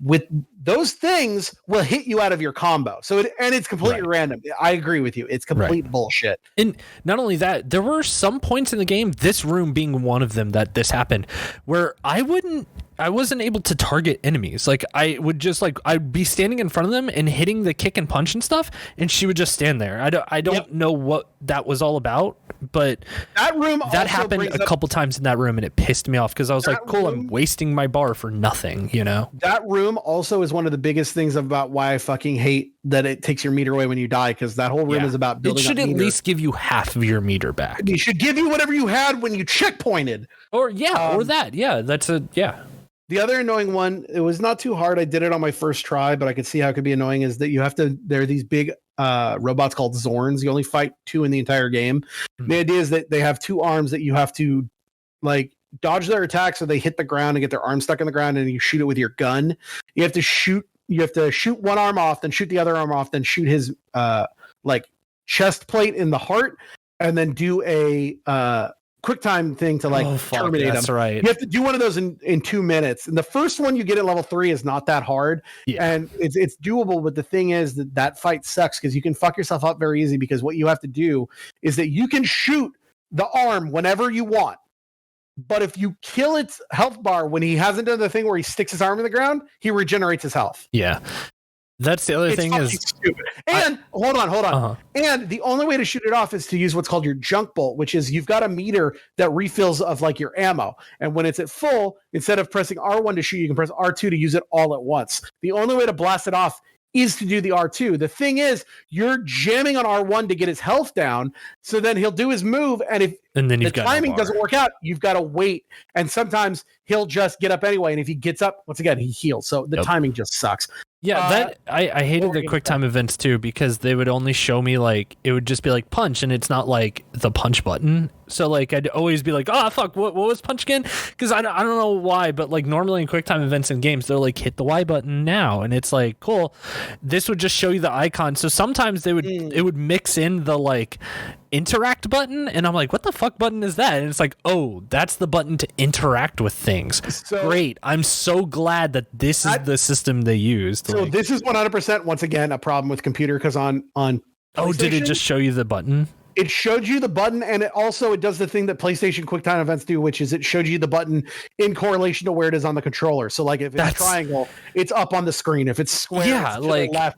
If it's circle, it's to the right, and if it's X, it's down. So I wish it would have done that on PC, because it totally didn't, and it mixed me up so much. Because like I'm one of these people that anytime I start a computer game up, the first thing I do is go right into keybinds, and I adjust it to the way that I would use it to play. So like my kick is on my 5 key and my punch is on my left mouse. So it's like, when I got to that, I was like, what the fuck am I hitting? And then so like I had to go into the menu and then memorize like each of those ones. And it's like only 4 buttons, and that's fine. But like, again, why couldn't they have just done that? Because they did it for PlayStation. So I don't see what the difference is here. So I don't know. Well, it's just PCs don't count as real gaming platforms. Whatever. Other than that, the other trophies that I mentioned were mostly like story trophies, or things like, having. I don't want to go. It's stuff that doesn't matter. Yeah. There's one trophy for each of the types of collectibles. This is a 9.5 very rare platinum. So like you do get a very rare platinum out of it, and I think that's mostly just because of the memory hunter mode. Yeah. The hard mode in this game is not fun. For fun, what do you give this game? Oh man. Because once again, it's got some good points. The story is fine. And I went through a couple chapters that I had to, I had to play all through chapter 2 and 3 again on easy for some trophies. And it's like, on easy, that game is a walk in the fucking park. Yeah, I mean, I don't know. This is one of those times where it was like, I didn't really hate everything that, like, because that was the thing, is I didn't hate it going through the whole game. I just think that, like, here's the thing. The world is really cool. Like, the ideas set in the world, really cool. It's just the execution of the story and this, like, and even the gameplay I said earlier, like, I love that it's kind of customizable. You can play as how you kind of want it to play. It's not customizable enough. Like, these are all great stepping stones to be there for something better in the future, but it's just not there yet. This feels very alpha for what it should be. Fun, I think it's probably I'd have to give it like a bronze. Like, it's fine. It just feels like this is the stepping stone for something that could have been cooler. Also, just quickly, since we're here on ratings, I want to say the score in this fucking game is so fucking wasted on this game, because this score is so fucking good. The music in this game, on vinyl. I absolutely would. I loved whoever did the music in this game. A+. You fucking rule. You killed it with the fucking score of this game. The music in this game was beautiful, like so fucking good. I couldn't believe it, because I can tell you the score is made by Olivier Derivieri, somebody from France. They did the score for Remember Me, Streets of Rage 4. Alone in the Dark, Obscure. For his work on Remember Me, he won the 2013 IFMCA award for Best Original Score for a Video Game or Interactive Media. The International totally Film deserved Music it. Critics Award. So, what else is other things that you might have heard of that this guy did the score for? Remember Me, Tangled the video game, Assassin's Creed 4, Black Flag, Freedom Cry, Bound by Flame. That game sucks. Life is Strange. Yeah. Vampire. Plague Tale. Oh, he did the score for a Plague Tale. That makes sense. Oh, gotcha. Streets of Rage 4, Dying Light 2, and the new Plague Tale game. So, wow. Like, hey, excellent. I'm interested in checking out any of those games, because, like, man, like, that was the thing, is the score and the setting. Right. Like, I'm going to tell you right now, from the games on this list that I've played, none of them are good. Yeah. Well, no, that's not true. I really like the Plague Tale, but like I played fucking what's it called? I played Life is Strange. I fucking hate that game. I played Bound by Flame. That's one of the worst games I've ever played. I fell off it after about 30 minutes. I have 1 trophy in it. I'll never go back to it. I played Vampire. That game is fucking weird. We should talk about that one day. Yeah. I mean, Streets of Rage 4. Well, okay. I've heard Streets of Rage 4 is good. Streets of Rage 4 everybody loves, but Streets of Rage 4 was a collaboration composer thing. Right. He's the only non-Japanese composer on it. Gotcha. But Anyway. still, it's like You're giving you're giving bronze, right? But the score in the world really, yeah, chef's kiss. This game is the first game that's really makes me want to have 0.5s because I feel like bronze is a little too low, but silver is far too high. Yeah, I think it's definitely as much as I talk shit. As much as I talked shit on Stranger of Paradise last time, which I gave a silver, I couldn't in good conscience put this game on that same level. Yeah. Because at least as much as the problems I have with Stranger of Paradise, at least the game isn't as unfucking fair as this is. On Chaos Mode, that game's unfair, but that's it's Chaos Mode. But so I want to give it a silver 0.5. Okay. Wait, silver 0.5? A silver, or sorry, a copper, a bronze 0.5. Okay. Bronze 0.5. The thing is, that's if you play the game on easy. For fun, playing this game on hard, no trophies. Ooh. It gets an achievement. Ooh. That's an achievement. Actually, that's what we call a zero. A zero is called an achievement. Achievement. And no, that's perfect. I love it. I'm in. I'm fully in on it. That's great. We figured it out. It's like on hard. It gets an achievement. It's not fun. For trophies, once again, solely because you have to play this entire game on hard, it's getting a 1. It's getting no trophies. Yeah. I don't like this game. Should you play this game? Play it on easy. Laugh at the fun bullshit. Get through it. Should you platinum this game? Not unless you're either in love with Don't Nod Entertainment. You need a very rare platinum for some sort of event that you're doing, or you just want to challenge yourself. But this is, in my opinion, the second worst game that we've talked about this year. What's the first worst? Nier Automata. No. Yeah, absolutely. That game was great. And the viewers agree that episode did very well for us. Yeah, it did very well because they loved hearing me speak the real truth and knowing that I couldn't be silenced. No, honestly, this game for me is getting a bronze. I think a 2 is fine for fun, and then for trophies, it's getting no trophies. Achievement, yeah. Well, dude, achievement is a 0. No trophies is a 1. Oh, okay. Because having an achievement is worse than no trophies. Because there are games out there we talked about. There are games out there in the PS3 that don't have trophy support. I'd rather play those than play a game that has achievements. I would say just check this game out for the score. Yet. Like, man, the score fucking rules. The score has to be available somewhere. It has to. Like, I really I might have to find it because I really loved it. It was so good. Like, I typed in "Remember Me" score and it brought up stuff from the movie Coco. Hold on. Oh man, yeah, that fucking movie is so fucking good. Great score. Tokyo Ska Paradise Orchestra did the song. Oh, so good. I'm trying to see if it's on vinyl somewhere. See, this is the part where I would pipe in that song, but Disney would come after us. Remember Me music by Oliver DeVere is on Amazon Music, and it also features the Philharmonica Orchestra. Oh, okay.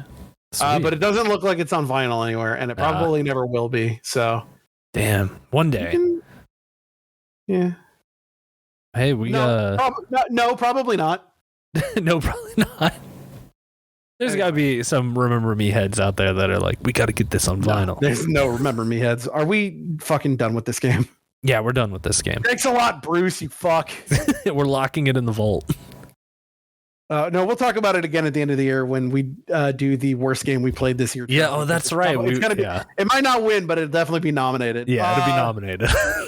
Yeah. That was a long episode. Oh no, we're not done yet. We got callers. Yeah, we do.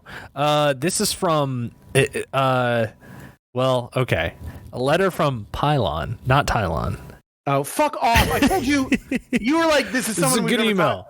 This is horse shit. I don't like this joke. Tyler's just going to do the same joke of, Xbox is better. It says, if this goes bad, I'm going to cut you off. Go ahead. Okay. Hey, Ryan and Chris. I'm a new listener who just heard your Stranger Paradise episode and really enjoyed it. I got to say, they should have called that game Friends of Paradise because I want them all to be my friends with how rad they are. This game was the best idea since Microsoft bought Bethesda. Okay, we're done. No, it's over. I'm done with this. This is not. I'm not having a fun time. This is Ryan being serious. This joke's done. Stop reading this email. It's not funny. I'm over this. Thank you for the email. No, Do not thank him for the email. But there is a good question in there. On, what's the question? My question for the two of you is, what is your favorite Final Fantasy character? Okay, that's a good. Thank you, Tylon, for the good question. No, this is Pylon. Hashtag Fuck free off. Tylon. We're done with this bullshit joke.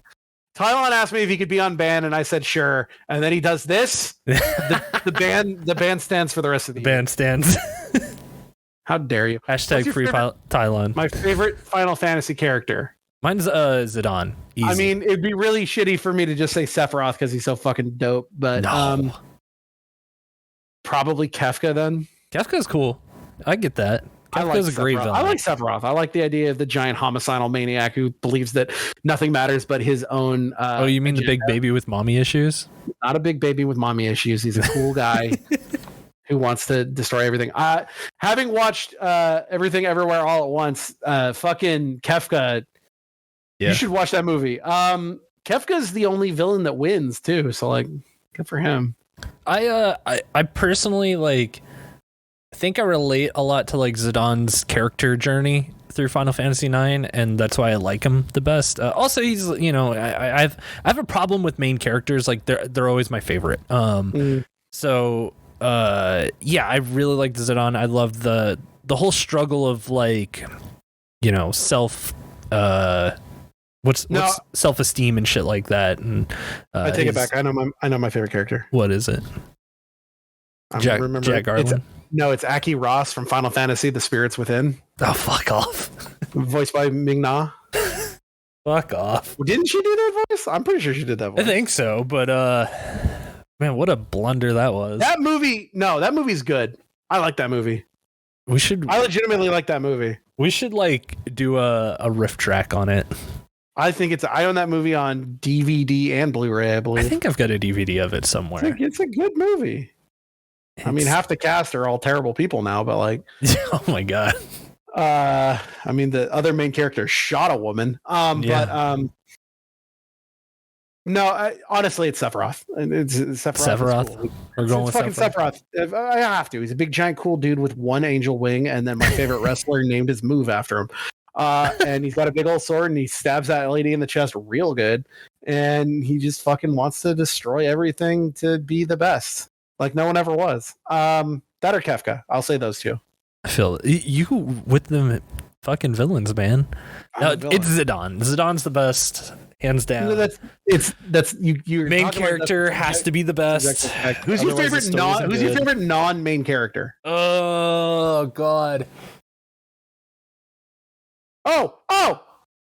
I know who it is. What's that fucker's name from 14? Who's the Manderville man? What's that? Oh, Godbert? No, not that guy. The other, his kid. Hildebrand? Hildebrand's really good. You know what? I'm going to say Alize from Final Fantasy 14. I really like Alize. I'm going to say Jack Garland, but only when he tells Lich, I don't give a fuck who your name is. And then jumps up fuck who you are. I don't give a fuck who you are. That game is so fucking good. Game of the year right there. It's not game of the It's not even it's not going to be in it might be on our top 10, but it'll be in the back half. It'll be in the top. No. Game of the year is Elden Ring. Spoiler right now. Nothing's going to stop that game from being Elden Ring is the game of the year. But that might be because Ryan thinks Elden Ring has been out for months now and people are still finding new shit. Yeah, and you know what also sucks about Elden Ring is that they're patching out all of the speedrun tech, which is absolute ass. Fuck the developers for doing that. Play the game correctly, not like a little. Oh fuck! They're patching out all of like the bug stuff that they were doing. But that's like that would. It's bugged. Some of it fun. It's bugged. No. What are we? Okay, hold on. We're done with this. We have an episode that we're doing in 2 weeks. Yes, we are. It is your episode. It is. And I've picked a game. Have told me some things about it, and I think I know exactly what it is. So I would like to contend that I say 3, 2, 1, go, and on go we both say it out loud and see if I guess correctly. Gotcha. Okay, ready? Yeah. 3, 2, 1, go. Dark Cloud. Yeah. Okay, cool. Yep. Yeah, we're playing fucking Dark Cloud. It is level 5's first game, which they've made I think they did the Layton series and like Yokai Watch and stuff. But this is it's a JRPG that's got some light dungeon crawling and city building to it. So it's kind of like a spiritual successor to like ActRaiser, I guess. Okay. Yeah, that's the best way I could like kind of put it, right? So yeah, we're gonna dive back into the 2000 game Dark Cloud on the PS4 because they only put got these on one missable trophy. Yeah, so I'm a fan of that. Yeah, the I will say I really like the second one too. So like maybe that's something we do down the road, but that is a much longer game. But yeah, I've been wanting to revisit this series. So let's fuck do that! This is a 100-hour game. Yeah, but the it's second really one, not the first good. They're both really good, but I think the second one, the general consensus is like it's the better one. But I want to play both of them. So I want to play this one, and then maybe in a long time we can. Did you pick up that Chrono Cross collection that came out? No, I haven't. I really want to though. I think I'm gonna pick it up on Switch because I want to play that. I've been kind of looking through like. I want to play like a light RPG right now, and I feel like this is a perfect choice for it. But did you ever fucking finish Dragon Quest? I'm close because I almost chose that as the next one. So Dragon Quest 11 is coming soon. Like we're definitely going to do an episode on that because I want to talk about that game. But I'm close. I'm getting closer. So all right, light stuff right now. I think Dark Cloud will be good because this is a shorter game. Because I really do want to emphasize the video game book club part of this podcast. I want to pick games that people can play within 2 weeks and play with us. Right. So talking about Dragon Quest is good because that is definitely not a game that yeah. So if you want to play it now, but go get Dark Cloud. Yeah. And join us again here in 2 weeks. 2 weeks, you're going to join us. Until then, if you could do us a quick favor, this is something that we should probably start asking people to do. Hey, whatever you're listening to this on, Spotify, iTunes, why don't you go write us a 5-star review really quick? Oh, yeah, that would probably help us out. That would probably help us. I searched the word trophy on iTunes, and we're like the second or third podcast. I'd love to be the first. Yeah, that would be tight. Like, and so if you're listening out there, just pop a quick five. Go to the Morbius Discord. Pop a quick morb. I'm gonna do that really quick. I'm gonna do a live morb. Hold on. Live morbing over here. Morb. We morbed, and then go over to the whatever you use, iTunes, Spotify, whatever else this is on, and just pop a quick 5-star review. Give some good thoughts. Maybe throw a quick morb in there somewhere. You know, it's up to you. Do what you want. I ain't your fucking dad. Yeah. But yeah, this was a good episode. Yeah, great episode. Not a great game, but a great episode. Excellent. Yeah, absolutely. I 100% agree.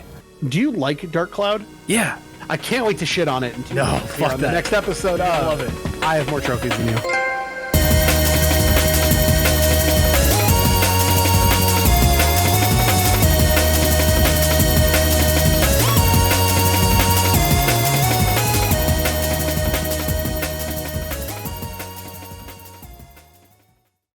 Hey, thank you so much for listening to our podcast. If you'd like to send us questions, gaming memories, comments, or if you just want to know when the next episode is going to drop, then you can follow us on Twitter at moretrophiespod. That's MoreTrophiesPod. That's More Trophies Pod. Also, you can email us at ihavemoretrophiesthanyou@gmail.com. It's just the name of the show, all one word, at gmail.com. Also, be sure to follow Ryan at Dr._Ryan on Twitter. You can also keep up to date with his Monday night Twitch streams office hours at twitch.tv/Dr._Ryan. That's Dr._RYAN. Dr._Ryan on both Twitch and Twitter. And follow Chris on Twitter at Burezu in Japan. Now, I know what you're thinking. Don't worry, I'm going to spell it out for you right now. That's BUREZUINJAPAN. That's all one word, Burezu in Japan on Twitter. And when they are streaming, you can check them out at twitch.tv/BlazeTK. That's BLAZE, the letter T, the letter K on Twitch. BlazeTK. Thank you again so much, everyone. We'll see you in the next episode.